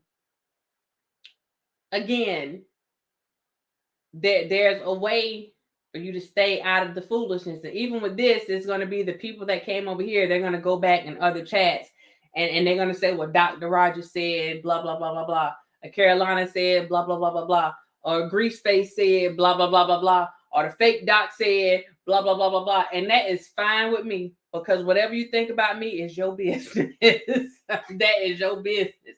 You don't have to worry about me coming back responding to it. That's your business. Like, whatever you say is fine with me, child. As long as that paperwork and them checks say whatever they need to say outside of YouTube, I don't have a dog in this fight. I don't have a dog in this fight, because ultimately my fight for justice is a fight that I fight every day, whether I'm on YouTube or not. And I can sleep well with that. If I never do anything else on YouTube, I can sleep well with the fact that I do this in real life. I can sleep very well with that, and I do sleep well with that because I get to see the change that I played a party, and I get to see the change that is affected by something that I was able to pray over or put my hands on. So I don't have to go and try to do the extra on YouTube to try to prove a point to anybody, because this is what I do and I love what I do. And I'm going to do it whether I'm doing it by myself, whether I got a team, because y'all don't want nobody's team, whether I got a crew, a posse. Like I don't need any of that, because I'm going to do what I have been led to do. And I don't need no money for that. I don't need no money from nobody for that. I got this. And as long as you have people that are in that right frame of mind or that mindset, then we can all go and do some amazing things. But one thing I will not do is go along with buffoonery because you want me to. I'm not going to do it. I'm just not going to do it. So thank you guys for tuning in tonight. Thank you guys for bearing with me as I did the it wasn't even a wardrobe exchange, child. This was a whole hairstyle exchange. That thing just won't do it right. It won't let me be great. So thank y'all for bearing with me on that, because I just can't get right. I told you I'm on vacation. It is what it is. It is what it is. They need a life. I just started looking back at YouTube. I was taking it. That's Josh. I keep trying to get off here. I redirected, and I said this before, I redirected my focus on YouTube. So you guys saw that even with, let me show you real quick what I mean. You guys see, like, your history shows up on the side and the stuff that you've been interested in. You see the stuff that shows up on mine? This is where my attention has been. All the other stuff, I just don't. I don't. I just don't. I get to see the people, like if I'm subscribed to something or whatever, I get notifications, so I know that people may come on, so I may drop in and sit in the bushes for a little while. But actually being involved in all the extra stuff, I'm just not involved in, and I have no desire to be involved in it, because it's just, it is what it just is what it is. So if you want to see something different, then you have to redirect, not just redirect your own personal focus, but you have to redirect even on YouTube. Like if you want to see something different, then you start watching different things and your timeline will change. I promise you, it will change. Trust me, it will change. And all that stuff that's negative will not pop up in your timeline. You start looking at the things that you are actually interested in. But I challenge you today that if there's a question and whether or not you like really love that negativity, then just go down your timeline. Look at the videos that are popping up in your timeline. And that'll let you know what you have been spending your time and your energy, what you have been devoting those things to, because your timeline will tell on you. Now, you won't have to tell nobody else, but just look at it yourself. Look at it yourself and see what you have been focused on over the last week, over the last couple of days. And it will give you some kind of idea of what you have going on, and maybe what you need to back away from a little bit. Because y'all, this stuff is toxic. It is absolutely, positively toxic. And again, this is one of the reasons why I'm saying I'm not going to go after one particular person, because there is a lot of toxicity out here in these streets. It's a lot of it. It's not one, it's not two, it's not three, it's not four. It's a lot of toxicity. Y'all, I'm giving y'all a whole hair tutorial. I done gave y'all 5 different hairstyles, child. It's a lot of toxicity out here, and it's just a lot. That's it. It's just a lot. Start back showing us how to save money. I like that. I will most definitely do that. And I also have to show you guys how I have been saving money on my porch, like getting my stuff done on my porch, because that has been my focus. Like I've spent a lot of my vacation time painting. Even though I did travel a little bit, I've been painting and getting some stuff done. So I'm gonna have to show y'all what's going on. Just to show, like, we got other stuff going on. I don't know about y'all, but I know we got other stuff going on. We ain't got time to be sitting up here arguing with folks and child back. Child. All right, y'all. We're gonna do this for real this time because I got to take my butt to bed because I got to take my car, to get serviced tomorrow, whatever. So, mouth pop.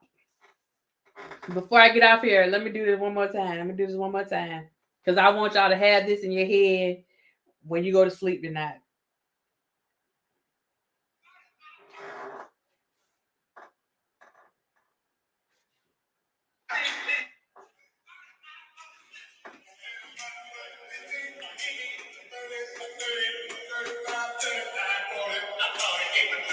Hey, hold on. Let me find this thing before I go so y'all can see the actual video. Hold up. Who posted this thing? Street Hype TV. Let me just post this one time before I go. Hold on. 1 second.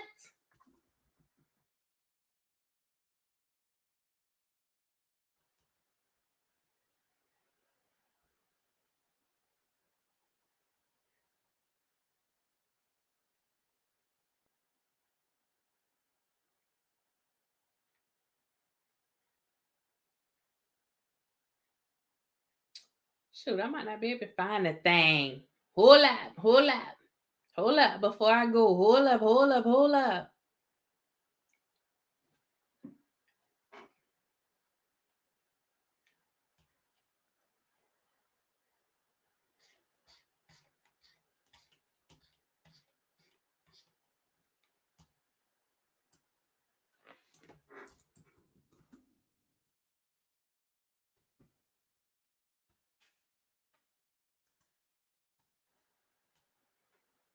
Okay, here we go. I'm gonna do this one time for the one time, and I'm gonna get my butt on up off here. One time for the one time. Hold up. Hold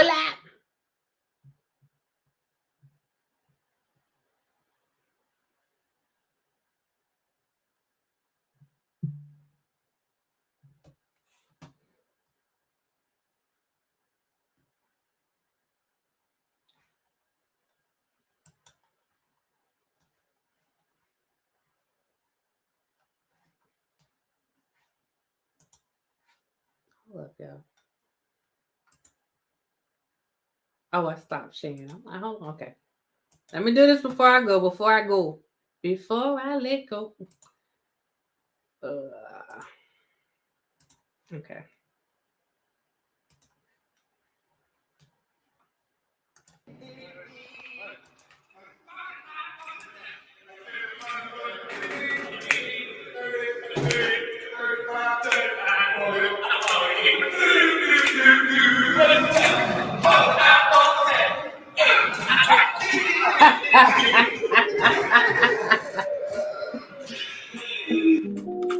Hold up, one more time. Y'all say I'm a clown. One more time.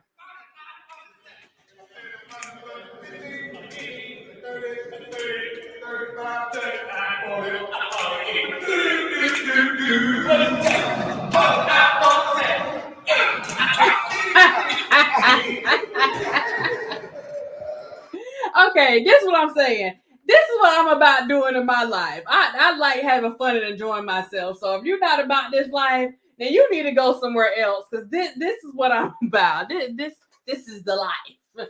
I ain't got time to be sitting up here mad with nobody. One more time for the road. One more time. Hold up. One more time. Hold up.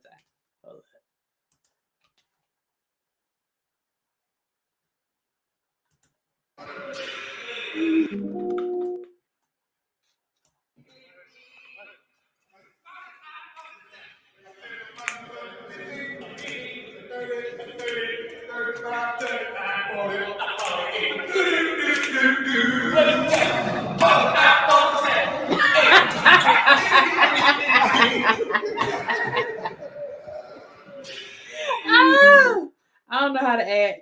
Okay, I'm gonna leave it alone. I'm gonna show it like 15, 30, 35, 40. do, do, do, do. 45, 47. Okay. All right. If you enjoy yourself, hit that like button if you have not hit that like button. If you have come to spam my chat with some foolishness, hit the like button for taking up my darn time and my viewers' time with your foolishness. Hit the like button. Hit the like button. If you are not subscribed to the channel, please subscribe to the channel. If you would like to become a certified dime, then please become a certified dime today. Remember, you do not have to do what these folks tell you to do. You do not have to partake in the foolishness or the buffoonery. Oh, Lord. I'm ready to live, my boy. That's what I'm talking about. You better live, darn it. You got to live like 15, 30, 35, 40. You can't fool with me. I'm sorry. Y'all, I hope y'all enjoyed this long live. We are well over 3 hours in. This is, I guess this would be the slumber party tonight. You guys have a good night. I may come back tomorrow as I finish up my vacation. I don't know. It depends. They ain't none of y'all business. Okay, but yeah, I'll see you guys next time. Bye.